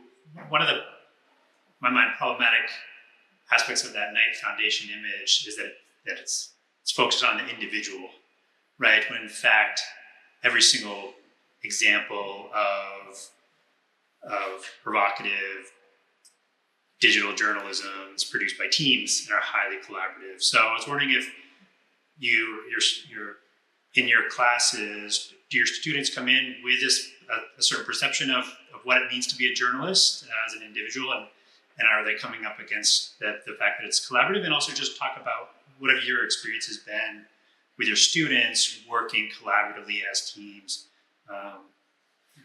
Thank you for the question. Do I need to take the mic? Does she need to use the mic? Yes. Okay, thank you. Sure. That's a fantastic question. In the very first week when we talk about what data journalism really is and how it's produced, I show them a talk by Amanda Cox, who is a data journalist at New York Times, right? And in her talk, the very thing she showed was this gigantic group that she works with, right? Which includes hackers, technologists, and visual designers, plus traditional reporters. And she talks about the whole process. There's the reporter who asks a really important question, the hacker who gets the data, and the statistician do the analysis, and the visual designer create this fantastic visual presentation. In itself, it can be terrifying because my students are thinking, am I supposed to do all of this? And then I showed them another TED Talk by, blanking on his name. He is the leader at the Guardian data blog, an author of the very first data journalism handbook. Didn't come to me. His TED Talk was all about his math anxiety. and how he's became a data journalist without choosing after 9/11, right? And the whole world changed, and a lot of like WikiLeaks and data releases make it compelling to tell stories with data. And he then showed very early data analytic programs that he used, even though he said, I try hard with no talent, that he was able to create some very simple visualization. So the reason why I chose to show the curve visualization is because it's so simple, right? You don't have to have a team to make it work. So there's an aspirational goal, right? To tell very sophisticated investigative news story. But in reality, is a lot of the times what really reaches the public is something that's very simple, very elegant, very easy to comprehend. So, like I said, I don't teach a math class. I don't teach them about statistics. I teach them some of the fundamental statistical thinking. As long as you can read this, you have the literacy, then the next step is to find the story in this. And that's something you can do as an individual storyteller. But to your point, I do have group projects as a key component in my class. So they get to work with 3-4 people throughout the whole semester. First of all, finding a newsworthy topic, and then do very extensive data collection on their own. So for example, my students are currently working on, news consumption with the publication of Brown and White. Are people still reading news at all? If so, where are they getting their news? They're also asking questions about, how our students are reacting to the current political situation and the changes. So as an individual, you don't get to ask those big questions because those are unattainable within a semester-long course. But when they work with people who share the same interests, they're able to do that. So I do think there's a spectrum, right? Even in newsrooms, you have mainstream news organizations like New York Times or Washington Post who can afford hiring a whole team, hiring a whole data department. But you also have local newsrooms who don't have the resources, the funding, or the training to even do that. So I hope that my students can get out of my class with that competence and knowledge to be able to do small-scale data reporting on their own, but also have the open mind to join a bigger team if they choose to do some grand projects in the future.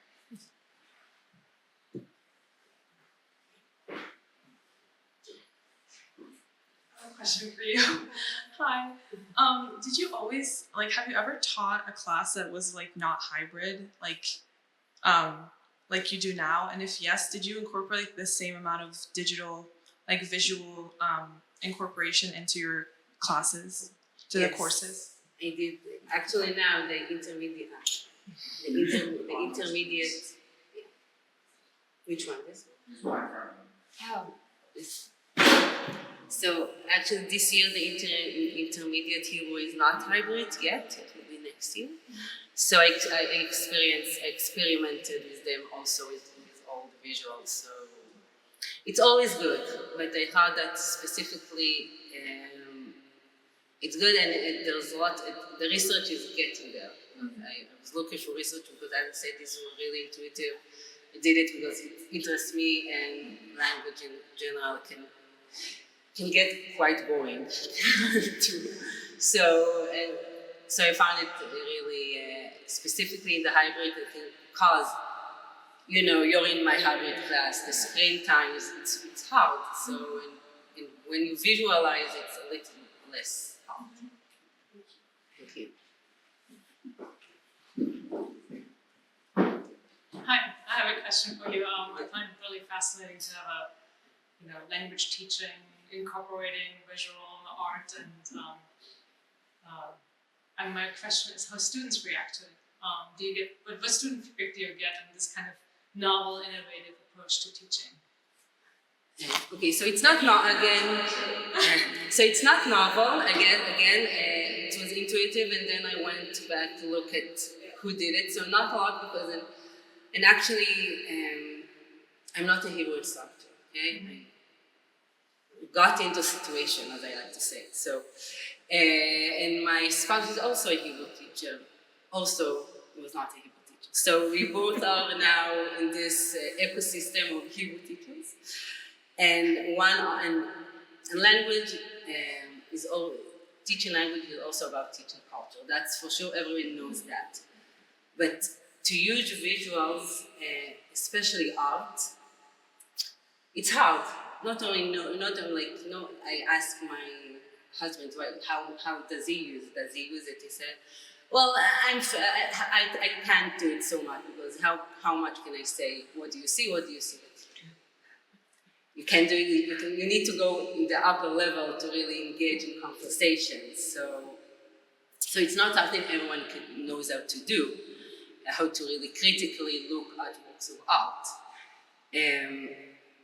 What was the question? The students, yeah. So, they like it, I think, because it's more interesting. So, it's taking them out of class, and they came here, and they need to do the assignment, because most of the assignments is the textbook. So, and I'm still doing that because that's the gold standard of teaching a language, and they need to practice to make perfect. But I think it gives them a little bit more interest in the hour that we're together, a little bit more.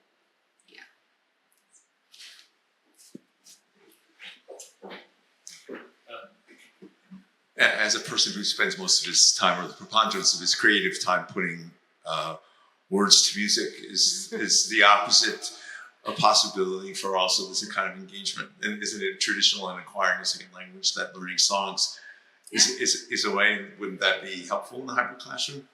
I do that. I'm encouraging you. Yeah. So that's actually what most teachers here will do. In the cultural sphere, they bring music because music is more popular. It's more, again, you listen it, and it's that's one of the cultural ways you teach a language, through the music, because it sticks. And so but that's why I like also video clips, because it's visuals and music, so it's together.